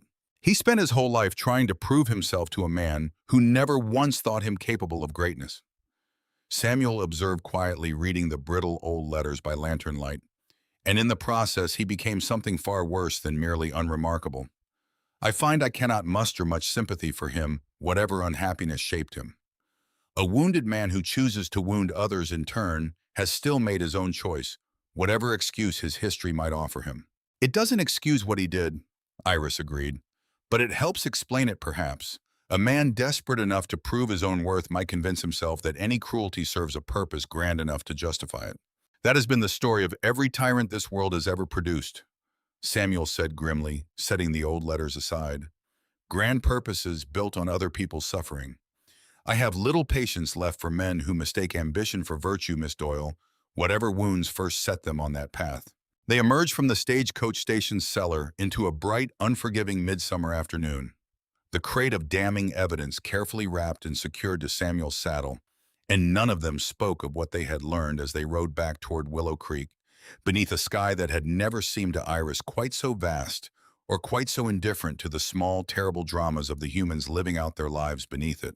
They did not yet know that Edwin Mercer, still alive, still wealthy, still very much invested in the eventual success of his 20-year scheme, and now the owner under a dozen careful legal fictions of significant railroad interests throughout the territory, had already learned through a network of informants he had cultivated across 3 counties that a Doyle woman and a Briggs man had been asking careful questions about an old stagecoach station's forgotten records. They did not yet know that the man responsible for burning down Iris's childhood home and for poisoning 20 years of friendship in the space of a single cruel sentence was already at that very moment making arrangements to ensure that the truth they had uncovered never reached the territorial court arrangements that would within days bring armed men riding hard toward both the Doyle and Briggs ranches beneath the cover of a moonless summer night, not unlike the one that had destroyed everything 20 years before. The 3 days between their return from the stagecoach station and the night everything finally came to a head were in their own quiet way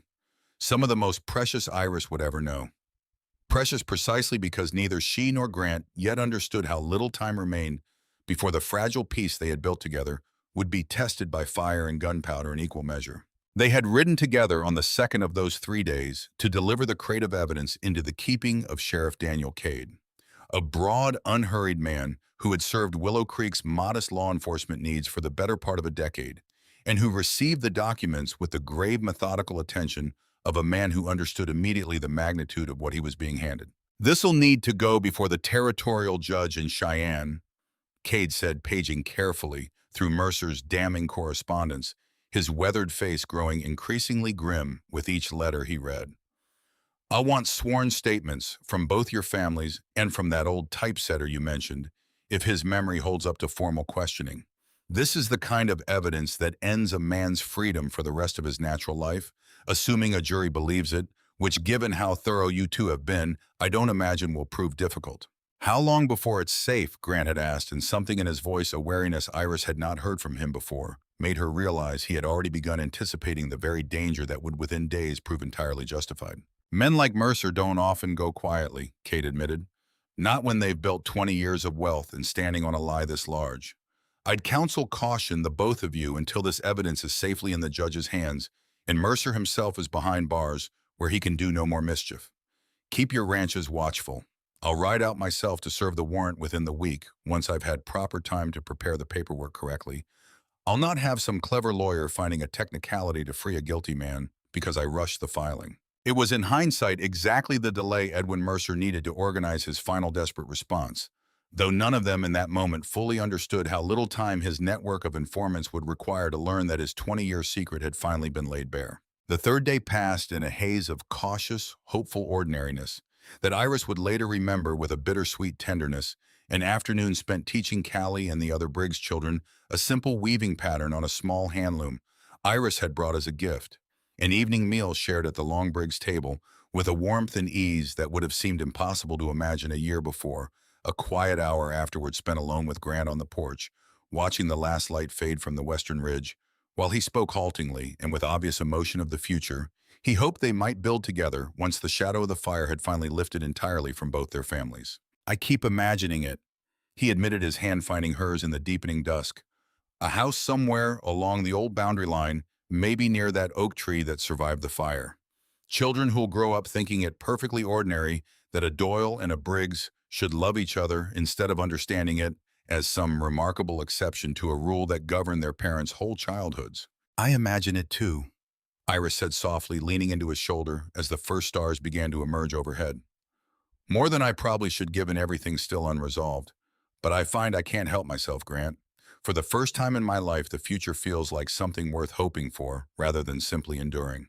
They had no way of knowing, sitting together in that peaceful, hopeful dusk, that Edwin Mercer had already received word of Sheriff Cade's visit to Briggs Ranch, carried to him within hours by a paid informant among the sheriff's own modest staff, and that even as they spoke of houses and children and futures built on truth, Mercer himself was already gathering the hired men who would within 24 hours ride hard for Willow Creek beneath cover of darkness, determined to ensure that the evidence gathered against him never reached the territorial court alive. The warning came at dusk the following evening, carried by a breathless young rider named Tobias Kellerman, the same boy whose earlier report of the Briggs bunkhouse roof had months before set the whole chain of events into motion. "Riders," he gasped, half falling from his lathered horse in the Doyle ranch yard. A dozen of them, maybe more, coming up from the Cheyenne Road. Armed, ma'am, and asking after the Doyle place by name. I rode ahead soon as I saw them turn off the main road. Iris felt the blood drain from her face, even as her mind raced through the implications. Edwin Mercer, it seemed, had not waited long to act once his network of informants confirmed what she and Grant had uncovered. How long until they reach us? An hour, maybe less if they keep that pace. Aunt Constance, who had come out onto the porch at the commotion, was already moving with the brisk efficiency of a woman who had spent her whole life preparing for hardship, even when she had not known its precise shape. "Get every hand we have armed and positioned," she said. "Iris, ride for the Briggs place. If these are Mercer's men, they'll strike there too, and soon. Samuel and Grant need to know." "I'm not leaving you to face armed riders alone, Aunt Constance. You're leaving because warning the Briggs family may be the difference between two ranches falling separately and two ranches standing together," Constance said firmly, already reaching for the old shotgun that had hung above the mantel for as long as Iris could remember. "Go, Iris, now. There's no time to argue the matter." Iris rode for Briggs Ranch as she had never ridden in her life, the summer dusk deepening around her into the kind of thick, moonless dark that seemed in that terrible hour to echo the very night that had destroyed her family 20 years before. She reached the Briggs Ranch house to find Grant and Samuel already gathering their own hands, word having reached them independently through a Briggs rider who had spotted the same armed party crossing onto Valley Land from a different angle. "They mean to hit both ranches tonight," Grant said grimly, checking the load in an old but well-maintained rifle with hands that, had Iris noticed, gone entirely steady despite the gravity of what was coming. "Before we can carry what we found to the territorial court in Cheyenne. Mercer's protecting 20 years of investment, and men like that don't hesitate to spend blood when gold alone won't secure their interests. My aunt is alone at the Doyle place with only a handful of hands," Iris said, her voice tight with fear she was doing her best to master. "If they split their forces—" "They won't need to split anything if we don't move quickly," Samuel Briggs said, and there was a hardness in the old rancher's voice that Iris had not heard from him before, steel beneath the grief that had seemed in recent weeks to define him. "Grant, take every man we can spare and ride for the Doyle place. I'll hold what remains here and send word to the sheriff in town for whatever good that will do us before morning." "I'm not leaving you here alone, Father, not with what we now know about what these men are capable of." "You are not leaving me alone," Samuel said. "You are protecting the woman I have come in these past months to think of as the daughter I never had, and her family who deserved 20 years ago to have a friend stand beside them rather than watch from a distance paralyzed by a lie. Go, Grant, I mean it. There is nothing left to discuss." What followed in the hours between full dark and the first gray light of dawn would be spoken of in Willow Creek for years afterward, though never in all the tellings that followed with quite the accuracy of what actually transpired that terrible transformative night. Grant rode for the Doyle Ranch with 8 Briggs hands behind him, driving their horses hard through the moonless dark, along a road he had traveled so many times these past months that he could have ridden it blind, which in the thick, starless black of that particular night he very nearly was. The air was heavy with the smell of dust and distant rain, and more than once a hand called out a warning of some obstacle in the road that the darkness had hidden until the last possible moment. The whole company pressing forward with a grim, unified urgency that spoke louder than any words might have of how thoroughly the old boundary between their two families had already begun to dissolve. They arrived in the yard just as the first of Mercer's riders came thundering up the main road, torches held high against the darkness in a manner that struck Iris watching from the porch beside her aunt as a deliberate and terrible echo of the fire that had destroyed her childhood home 2 decades before. The battle that followed was chaotic, frightening, and mercifully brief compared to what it might have been a confused exchange of gunfire and shouted commands in the darkness. Doyle and Briggs' hands fighting shoulder to shoulder for the first time in 20 years against a common enemy neither family had fully understood until that very week. Iris herself, refusing her aunt's frantic insistence that she remain sheltered inside the house, found herself in the thick of it soon enough. First tending a wounded Briggs' hand whose arm had been grazed by a rifle ball. Then in one heart-stopping moment that she would remember for the rest of her life, throwing herself bodily against Grant to knock him clear of a mounted rider bearing down on him with a raised pistol, the two of them tumbling together into the dust as the shot went wide overhead. "Are you hurt?" Grant's voice was rough with fear as he pulled her close, checking her over with frantic hands even as the battle continued to rage around them. "I'm well. Iris gasped, though her heart was pounding so hard she could scarcely draw breath. "You'd have taken that shot square in the chest, Grant Briggs, if I'd let you keep standing there like a fool." "Then I owe you my life," he said. And even in the chaos and terror of that moment, something in his eyes as he looked at her held a tenderness that neither gunfire nor darkness could entirely obscure. There was no time for anything more.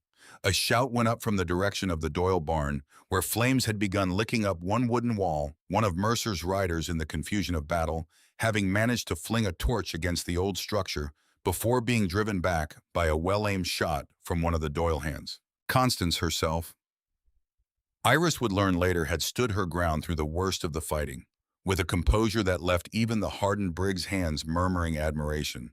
For weeks afterward, her old shotgun held steady, despite her years directing the defense of the house with the same brisk competence she brought to every other challenge life had ever set before her. It was Constance who organized the bucket line the moment the barn caught, calling out instructions in a voice that carried clear over the chaos of gunfire and shouting men. And it was Constance who, in the battle's final desperate minutes, put herself bodily between a wounded Doyle hand and an advancing rider, her shotgun leveled with a steadiness that persuaded the man to think better of pressing his advantage. And it was in that moment, watching flames begin to climb the same kind of weathered timber that had destroyed her family's home 20 years before, that Iris understood with sudden and complete clarity that the story of that terrible night was not yet finished, repeating itself, and that this time, unlike the last, she would not stand by and let the fire claim anything more than it already had. The battle at the Briggs Ranch, unfolding in parallel some miles distant, proved in its way even more perilous than the fighting at the Doyle place for Samuel Briggs. Though he had held his position with the small handful of hands remaining under his command, found himself facing not merely armed riders, but a deliberate and calculated attempt to finish once and for all what the fire 20 years before had failed to accomplish. It was Edwin Mercer himself, Samuel would later learn, who had ridden with this second party, a lean, gray-haired man of perhaps 60 years, dressed in the fine, tailored clothes of a wealthy investor, rather than the rough garb of a hired gunman who had apparently concluded that after 20 years of careful, patient scheming, the moment had come to oversee the final destruction of his obstacles personally, rather than trust the matter to hired hands alone. "You should have sold when I first offered, Briggs," Mercer called out from beyond the reach of the ranch house's meager defensive fire, his voice carrying an eerie, almost conversational calm across the chaos of the yard. "I gave both you and Doyle every reasonable opportunity to profit honestly from land you were never going to be able to hold against the changes coming to this territory regardless. The railroad comes whether you will it or not. I merely intended to ensure it came to my benefit rather than yours." "You murdered families to secure a rail spur," Samuel shouted back, his old rifle steady despite the tremor of fury in his voice. "You destroyed a friendship that survived 19 years before your lies poisoned it in a single terrible night. You have 20 years of blood on your hands. Mercer and I intend to see you answer for every drop of it." "Sentiment," Mercer called back with what sounded impossibly like genuine amusement, "has never once built a railroad, Briggs. I'd have thought a rancher of your experience would understand that better than most." "There is a difference," Samuel called back, his voice carrying clear across the smoke and gunfire, "between building something and destroying everything in your path to claim credit for it. I built this ranch with my own two hands, Mercer alongside a friend I loved as my own brother. You have built nothing in your life but ruin dressed up as ambition, and I pity you more than I hate you for all the suffering you've caused." The exchange of gunfire that followed lasted the better part of an hour, the outnumbered Briggs defenders holding their ground with a stubborn, desperate courage that Samuel would later credit as much to the memory of his lost friendship with Thomas Doyle as to any simple instinct for self-preservation, until in the gray light just before true dawn, the distant sound of additional riders approaching from the direction of town signaled the arrival of Sheriff Daniel Cade and a hastily assembled posse summoned by a messenger Samuel had dispatched hours before, with little real hope that help would arrive in time. Mercer's remaining men, facing now the combined threat of Briggs defenders and territorial law enforcement, broke and scattered into the pre-dawn darkness.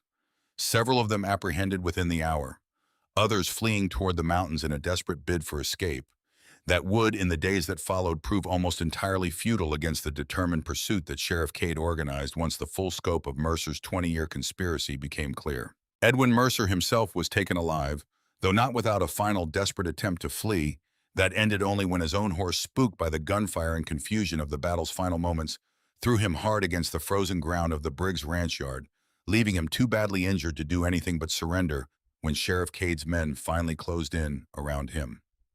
At the Doyle Ranch, meanwhile, the fire that had begun licking up the barn's wooden wall might have proven far more devastating than it ultimately did. Had it not been for the desperate coordinated efforts of Doyle and Briggs, hands working together. The same men who mere hours before had regarded each other with generations of inherited suspicion now passing water buckets hand to hand in a chain that stretched from the well to the burning barn with an urgency that recognized no boundary of family loyalty. It was in the midst of this chaos that word reached the Doyle Ranch, carried by an exhausted rider from Briggs Land, that Samuel Briggs himself had been struck by a stray shot in the battle's final exchange and lay now gravely injured in the burning wreckage of what remained of the Briggs bunkhouse. The same bunkhouse whose collapsed roof had all those months before first brought Iris Doyle riding onto Briggs Land with a wagon full of wool blankets. Iris did not hesitate. She rode for Briggs Ranch alongside Grant, the two of them driving their exhausted horses through the last of the pre-dawn darkness with a desperation that admitted no possibility of arriving too late, and reached the ranch yard to find the bunkhouse fully engulfed flames roaring up into a sky just beginning to lighten toward true morning, and Samuel Briggs, pale bleeding, but still conscious, trapped beneath a fallen support beam, some 10 feet inside the burning structure's collapsed entrance. It was Iris, without a single moment's hesitation, who went into that fire. She would remember afterward only fragments of what followed the searing heat, the choking smoke, the desperate strength she found somewhere within herself to help Grant, working frantically beside her, lift the fallen beam enough to free Samuel's pinned leg. She would remember the old man's face, gray with pain and shock, and the strange, terrible symmetry of the moment as she half carried, half dragged him clear of the same kind of flames that had once claimed her own childhood home and crippled her own father 20 years before. Except this time, unlike that long-ago night, she was not merely a helpless infant carried to safety by another's courage, but a grown woman choosing with her whole clear-eyed will to run toward the fire rather than away from it. They emerged from the collapsing bunkhouse mere moments before its roof gave way entirely, all three of them coughing and singed but alive, and collapsed together in the ranch yard's cool morning grass as the last of the flames roared skyward behind them, and Iris understood lying there in the pale gray light of a dawn that had very nearly cost them everything that she had just done for Samuel Briggs. Precisely what he had once done for her own mother and infant brother, closing in one desperate act of courage, a circle of debt and grace that had taken 20 years and a great deal of unnecessary suffering to finally complete. "You saved my life," Samuel gasped when he could finally speak, his hand finding Iris's own where it lay in the trampled grass beside him. "Just as I once tried to save your family's Miss Doyle, though it cost your father 20 years to understand it." "Then perhaps," Iris said, her voice raw from smoke and emotion, in equal measure tears finally spilling freely down her soot-streaked face, "we've finally settled whatever debt this fire believed it was still owed." By the time full morning light spread across the valley, Edwin Mercer sat in chains in the Willow Creek jail, his 20-year conspiracy laid bare before Sheriff Cade and a growing crowd of townsfolk drawn by news that seemed, even by the standards of a territory well accustomed to hard stories, almost too extraordinary to credit. Constance found Iris sitting alone in the trampled grass of the Doyle ranch yard, sometime after the sun had fully risen, still smudged with soot. Her hands trembling now that the desperate urgency of the night had finally drained away and left only exhaustion and disbelief in its place. Her aunt settled down beside her without a word, wrapping a blanket one of Iris's own dyed, in the deep indigo that had started everything so many months before around her shoulders, and held her while the full weight of the night's terror finally caught up with her in a storm of quiet, shuddering tears. "You did well," Constance said finally when the worst of it had passed. "Your father would be proud of you, Iris, though I expect he'd also have plenty to say about a woman of sense running headlong into a burning building. I confess I very nearly said the same myself watching you go." "I couldn't leave him there," Iris said, her voice still raw. "Not after everything. Not after understanding finally what he'd once done for my own family in that very same kind of fire." "I know," Constance said gently. "I understand it well enough myself now. 20 years I spent believing one story about that family, and one single night showed me how thoroughly I'd been mistaken to hold it so tightly." She pressed a kiss to Iris's soot-streaked hair the way she had done when Iris was a small, frightened child, rather than a grown woman who had just run into a burning building to save the life of the very man that story had wrongly condemned.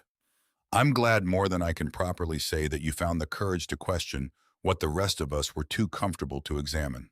And across the valley, for the first time in 2 decades, Doyle and Briggs' hands stood together in the trampled, smoke-scented grass of a ranch yard that had just hours before nearly become the site of a second devastating tragedy, bound together now not by grudge or suspicion, but by the shared, hard-won understanding that the fire which had shaped their two families' history had never truly been their enemy at all.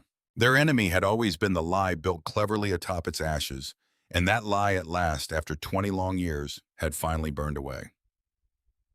The days immediately following the battle brought their own particular kind of exhaustion, not merely physical, though the bruises and burns both families carried took weeks to fully heal, but the deeper, more disorienting exhaustion of people whose entire understanding of the world had been upended in the space of a single terrible night. Iris spent much of that first week tending the wounded on both sides of what had until so recently been an impassable boundary.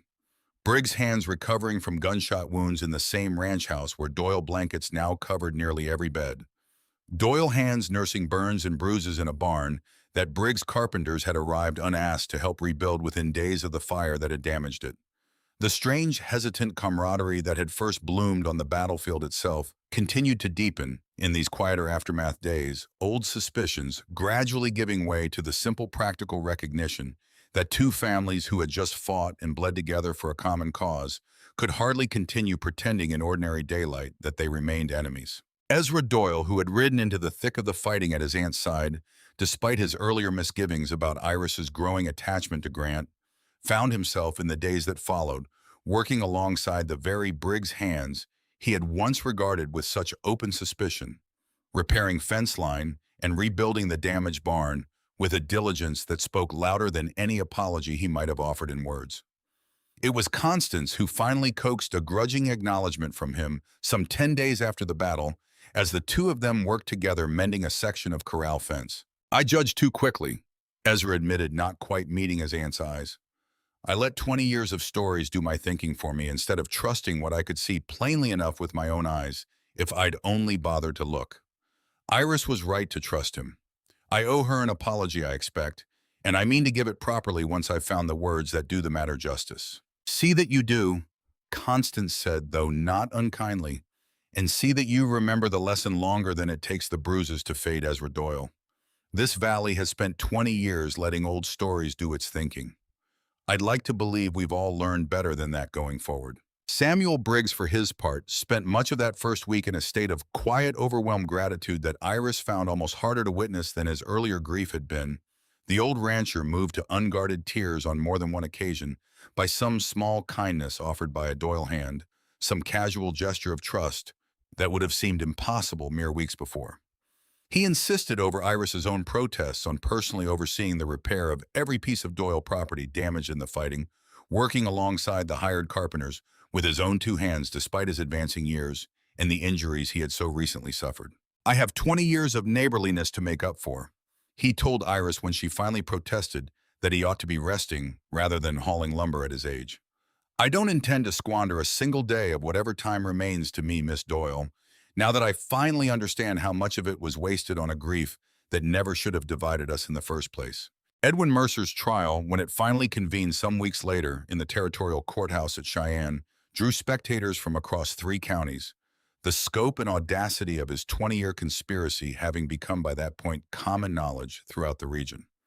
Iris and Grant both testified, along with Samuel and the elderly typesetter whose failing eyesight had not dimmed his memory of that long-ago spring when contradictory rumors about the Doyle fire had first begun circulating through Willow Creek with suspicious speed and coordination. Iris's own testimony, delivered before a courtroom packed with spectators from across the territory, proved among the hearing's most affecting moments.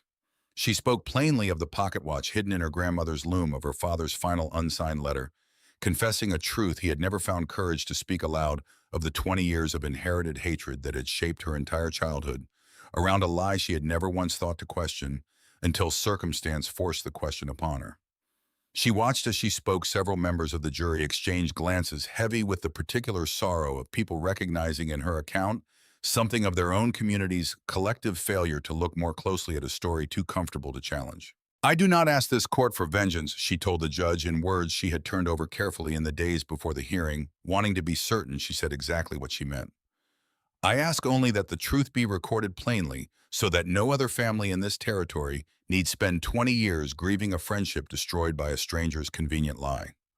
My father died believing in his final honest hour that Samuel Briggs was innocent. I would like that same truth to belong from this day forward to the whole of Willow Creek and to whatever families might otherwise have fallen victim to men like Edwin Mercer in the years still to come." Mercer himself, facing the overwhelming weight of documentary evidence against him, offered no meaningful defense beyond a bitter, unrepentant insistence that he had merely been pursuing what any ambitious man in his position would have pursued. Given sufficient opportunity, a defense that swayed no one, least of all the jury that convicted him within a single afternoon's deliberation of conspiracy, arson, and attempted murder, sentencing him to a term of imprisonment that would, by any reasonable estimate, extend well beyond the remainder of his natural life. Iris watched him led away in chains from the Cheyenne courthouse with a complicated tangle of emotions she had not fully anticipated. Not triumph exactly, though there was certainly relief in seeing justice finally done, but something closer to a quiet, sorrowful recognition of how much needless suffering one man's twisted ambition had managed to inflict across 2 entire decades and 2 entire families.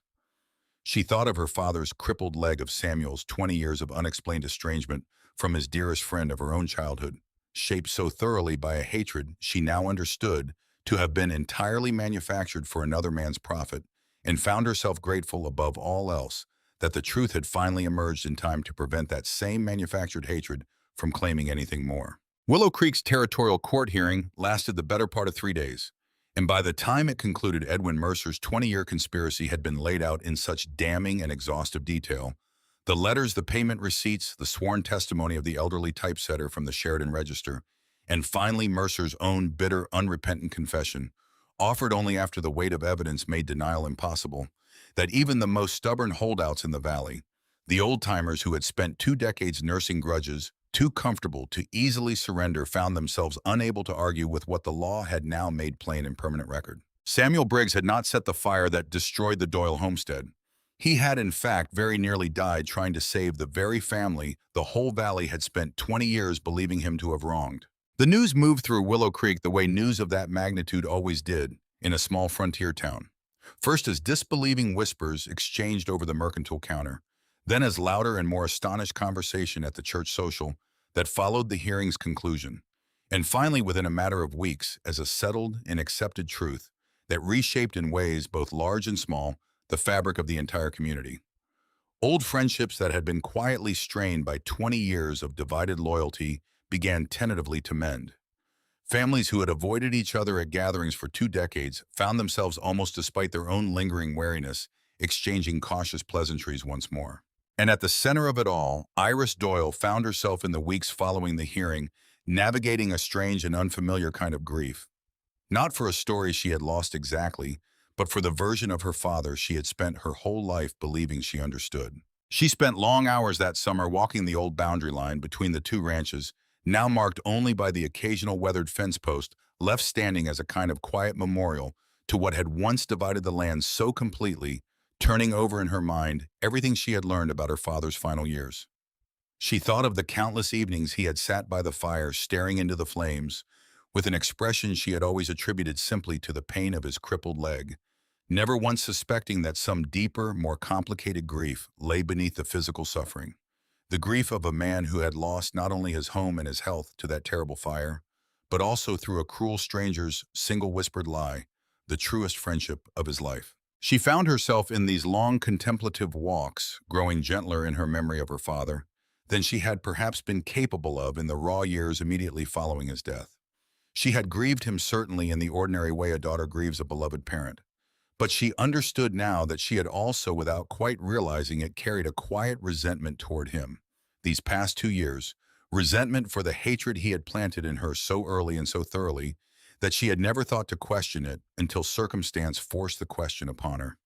That resentment softened week by week into something closer to compassion as she came to understand more fully the weight of guilt and shame her father must have carried in silence for the better part of 2 decades, unable to find the courage to make right what a single desperate night had broken. It was Grant more than anyone else who helped her navigate this complicated grief, sitting with her through long evenings of quiet conversation in which she worked through her tangled feelings about her father's silence, his fear, his eventual private reckoning with the truth that had come in the end too late for him to act upon it fully while he lived. He was not a wicked man, Grant told her gently on one such evening as they sat together beneath the stars near the old stone bridge rebuilt, now its stones properly mortared this time by Doyle and Briggs' hands, working side by side.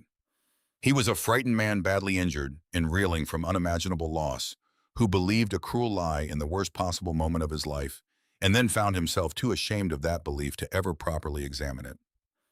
I don't think that makes him weak, Iris. I think it makes him painfully, achingly human, capable of a mistake that any of us faced with the same circumstances might have made ourselves. I know, Iris said softly, leaning into his steady warmth. I understand it truly. I only wish more than anything that he'd found the courage to speak the truth aloud while there was still time for him and your father to reconcile properly, rather than leaving that reconciliation to be discovered secondhand in a hidden letter, after both men were already beyond the reach of each other's forgiveness. Perhaps, Grant said, the reconciliation was never truly meant to be theirs to complete.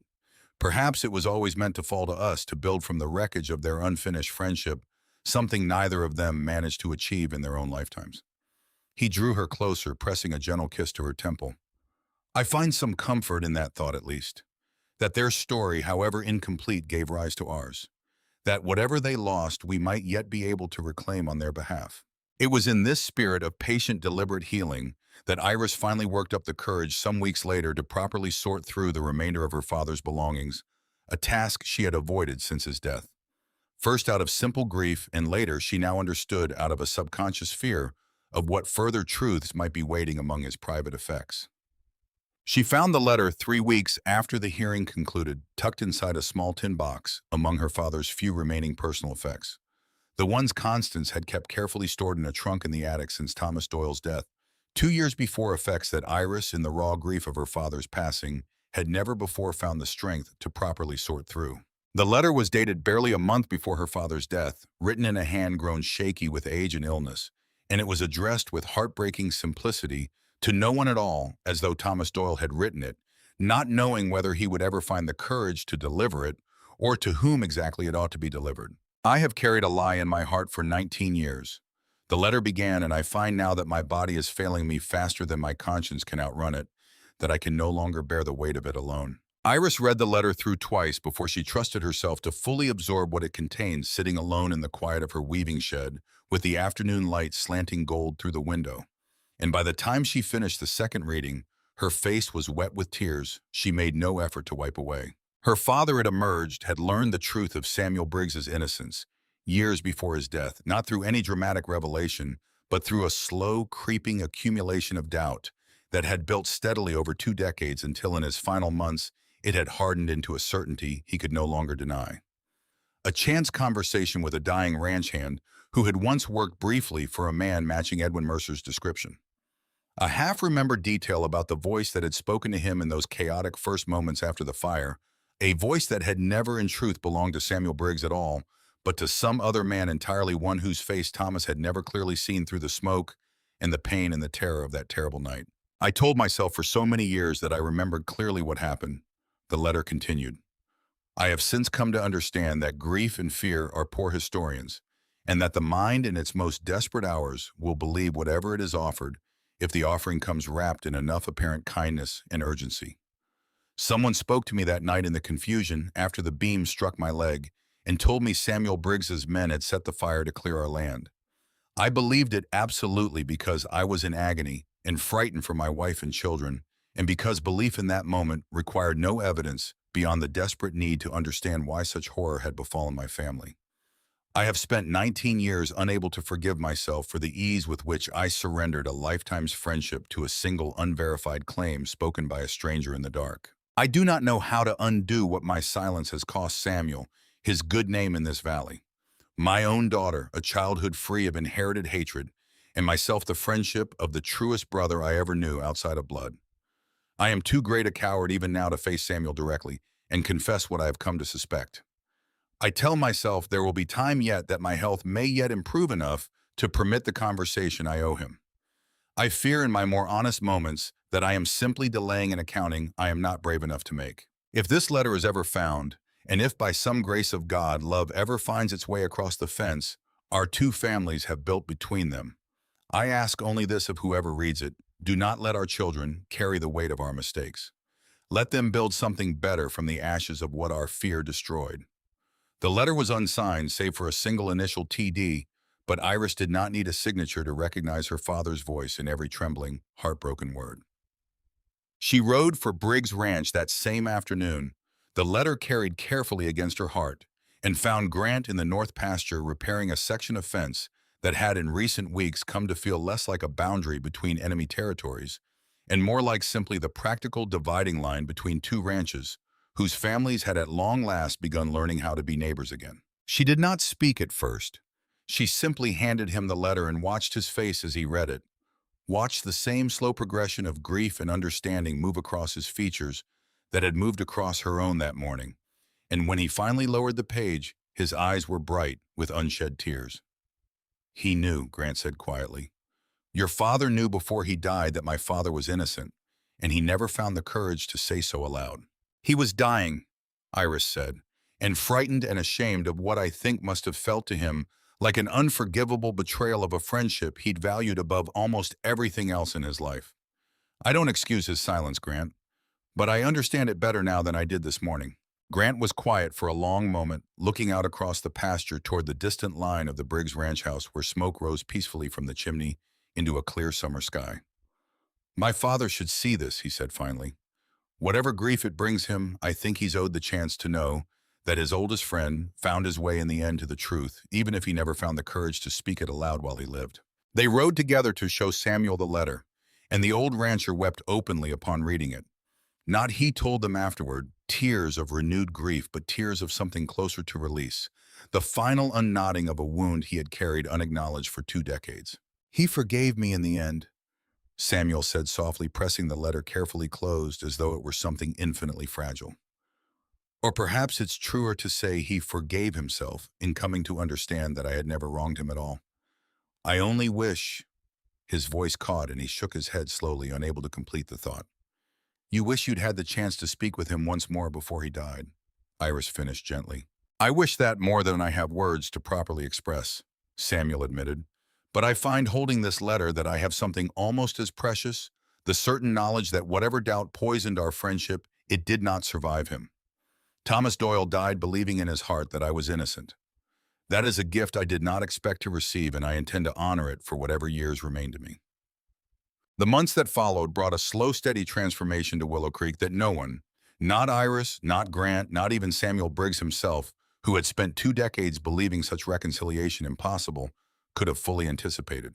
The boundary fence between Doyle and Briggs land the same weathered line of wire and post that had for 20 years symbolized a hatred neither family had ever fully chosen for itself, came down section by section throughout the late summer and early autumn, as Doyle and Briggs' hands worked side by side to establish what Samuel and Constance, in a joint decision that surprised absolutely no one who had watched the events of the past year unfold, called a shared grazing partnership. The two ranches' best bottomland, now managed in cooperative trust for the benefit of both families, exactly the kind of unified strength that Edwin Mercer had spent 20 years in untold cruelty trying to prevent. Callie and the other Briggs children, who had first drawn Iris onto Briggs land with nothing more than the simple urgent need for warm blankets against a hard winter, grew close over the following months with Iris's own young cousins, the two sets of children playing together across fields that had once been forbidden territory to each family, laughing in a manner that Constance, watching from the porch one golden autumn afternoon, observed with quiet satisfaction, represented 20 years of foolishness finally coming undone in the space of a single summer.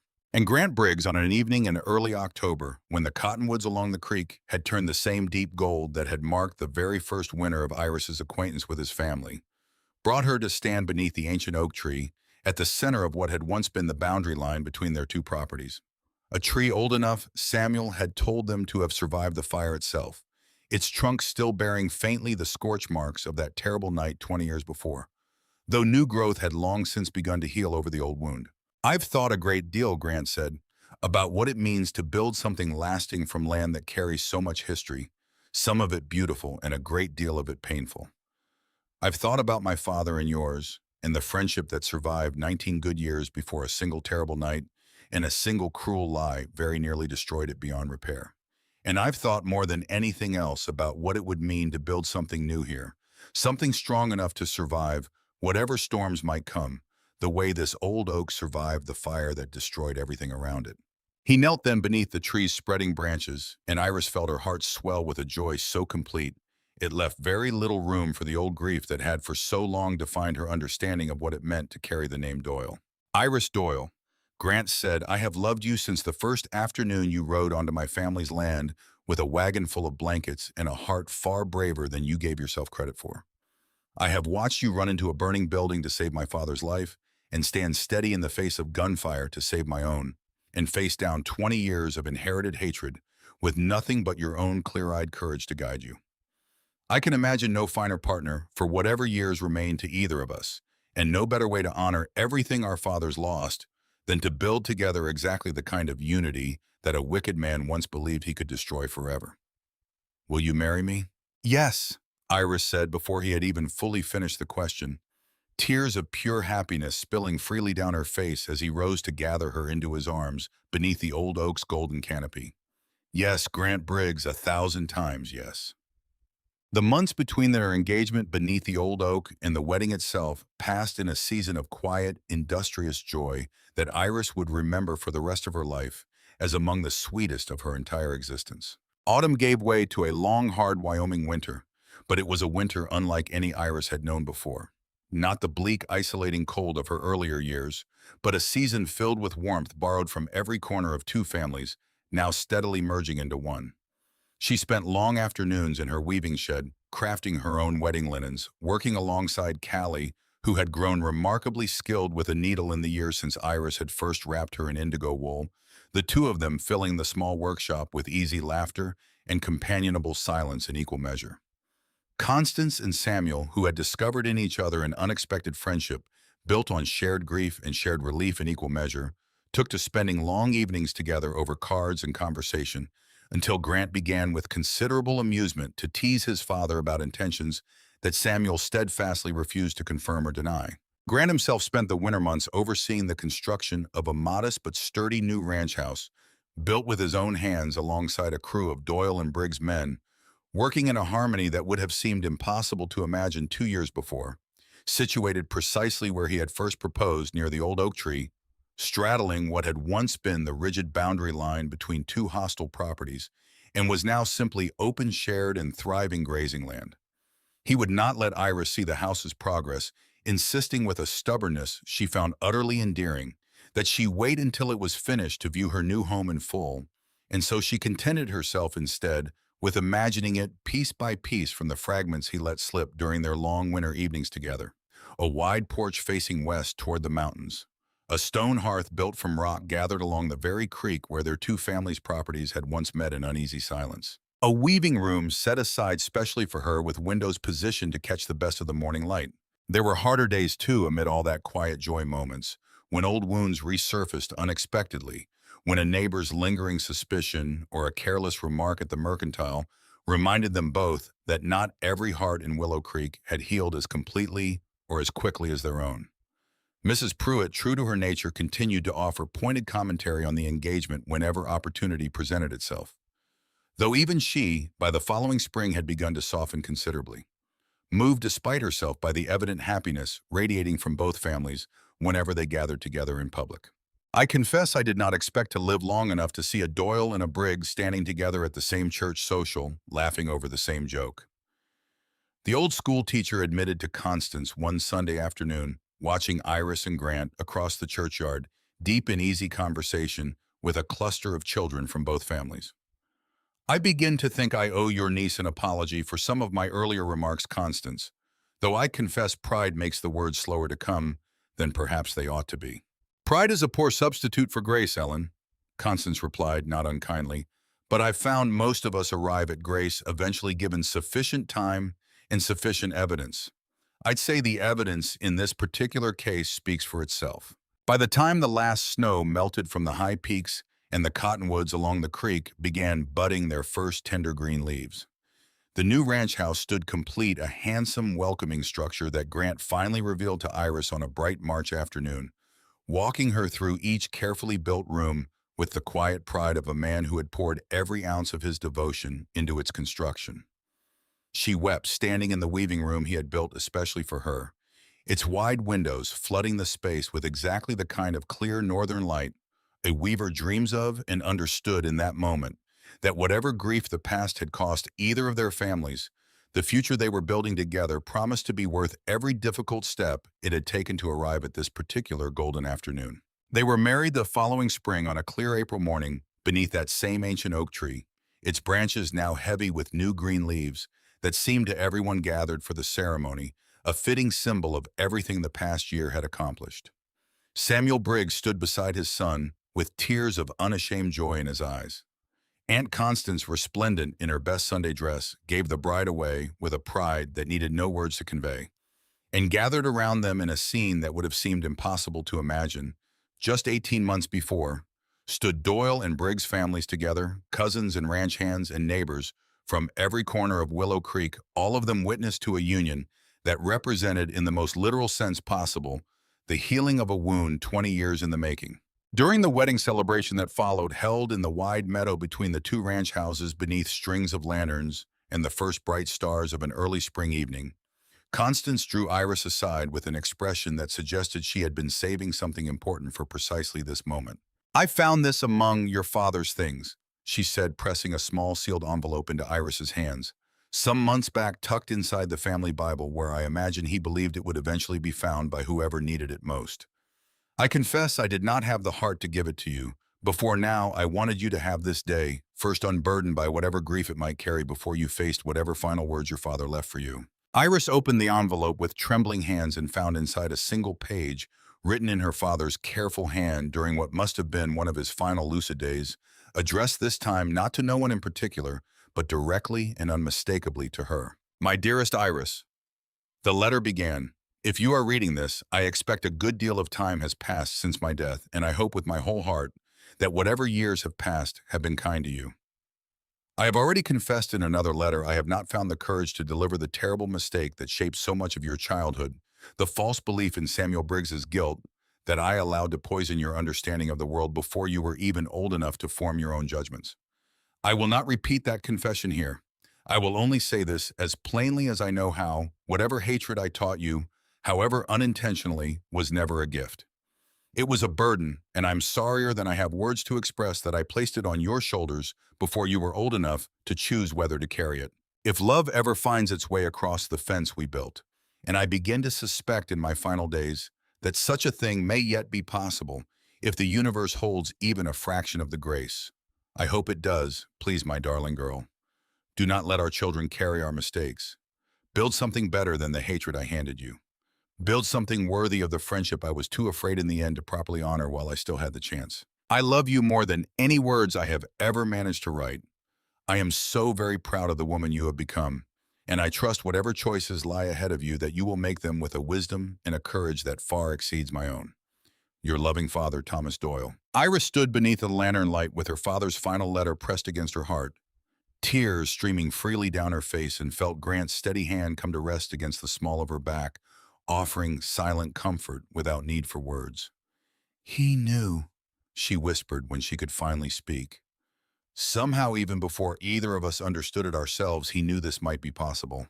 He hoped for it," Grant said, gently drawing her close. "And I think wherever he is now, he knows that hope was answered." Years later, when Iris Briggs told this story to her own children gathered around the same great stone hearth where she had first wrapped a frightened, feverish little girl in soft indigo wool on a bitter winter afternoon, so long ago she would always end it the same way, watching through the window as her children ran laughing across the same fields where hatred had once ruled unchallenged for 20 long years, Doyle and Briggs cousins tumbling together through summer grass with no more awareness of old boundaries than the wind itself carried. The fire that destroyed one home had very nearly destroyed two families, she would tell them.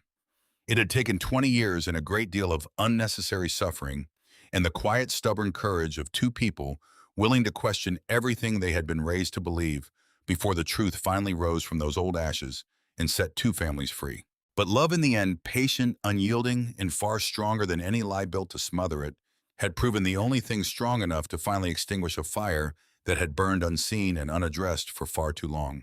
And beneath the old oak tree at the center of what had once been a boundary line, its scarred trunk long since healed over with new growth, two families continued season after season to build together exactly what Thomas Doyle had once prayed in his final and most honest letter, that his daughter might someday find the courage to create something far better than the mistakes of the past, something worthy at long last of everything the fire had failed to destroy. There is a particular kind of ceremony that grew up in the years that followed around the old oak tree, at the heart of the United Doyle Briggs land, a small tradition that began almost by accident on the first anniversary of Iris and Grant's wedding, and continued faithfully every spring thereafter for as long as either of them lived. Each April on the anniversary of their vows, the whole extended family, Doyle and Briggs alike, and in time their children and their children's children, would gather beneath the oak's spreading branches for a simple evening meal cooked over an open fire in the same clearing where Grant had once knelt to ask Iris to marry him. Samuel Briggs in his final years made a point of telling the story himself at each of these gatherings, his voice growing softer with age, but never once losing its conviction, recounting for each new generation of children the tale of two friends torn apart by a stranger's cruel lie, and of the daughter and son who had, against every expectation the valley once held, found their way back to the truth, and in doing so healed a wound that had seemed for 20 long years entirely beyond mending. Your grandfather Thomas, he would tell Iris's own children, gathering them close beside the fire's warm light, was the finest friend I ever had the privilege to know before a wicked man's lie convinced him otherwise. I want you to understand, all of you, that hatred rarely arrives on its own. Someone plants it, usually for reasons that have nothing to do with the people forced to carry it. Your own courage and your mother's taught this whole valley that such hatred can be uprooted again, however deep its roots have grown, but only if someone is brave enough to question what they've been told and patient enough to seek the truth beneath it. Iris herself, in the quiet moments of those anniversary evenings, often found her thoughts drifting to her father, to the letter he had never found the courage to deliver, to the private grief he had carried alone for nearly 2 decades, to the small aching hope contained in his final words to her. She liked to imagine watching her own children and Callie's children and the countless other cousins from both families running together through the grass beneath the old oak's branches, that some part of her father was watching too, and that whatever guilt had haunted his final years had at last been fully and completely laid to rest. The weaving shed she had inherited from her mother, rebuilt now on the new ranch alongside the light-filled workshop Grant had built especially for her, became in time something of a gathering place for the women of both families. Constance, in her later years, teaching the craft to a new generation of Doyle and Briggs girls alike. Callie, grown now into a skilled weaver herself, working patterns of her own design that combined in ways that felt entirely natural elements passed down through both family lines. The blankets that came from that workshop carried woven into their very fibers a history that no longer needed telling. In words, indigo and rust, the colors of that very first winter delivery, worked now into patterns that celebrated union rather than division. Warmth, freely given rather than charity grudgingly extended across a hostile boundary line. And the old stone bridge, rebuilt with such care in the aftermath of Grant's near-fatal accident, remained standing for decades afterward, its mended stones a quiet testament to the fact that even the most carefully broken things could, with patience and honest effort, be made whole again. Children from both families grew up playing along its banks, fishing in the same creek that had once marked an impassable boundary, entirely unaware, as Thomas Doyle had once prayed in his most honest and unguarded letter, that they might be of the hatred their parents and grandparents had worked so hard and at such cost to finally set down. Love, Iris often reflected in her later years, was rarely a single dramatic act of courage, however much the old stories liked to frame it that way. It was more truly 1,000 small and patient choices made again and again across seasons and years, the choice to deliver blankets despite 20 years of inherited suspicion, the choice to trust a gentle voice over a lifetime of careful warning, the choice to run toward a burning building rather than away from it, the choice made new every single morning to build something worth having from whatever ashes the past had left behind. It was, she thought, watching Grant grow gray and steady beside her. Through all the long good years that followed, the only kind of love, truly worth the name, patient enough to survive a 20-year lie, and strong enough in the end to outlive the very fire that had once tried so hard to consume it.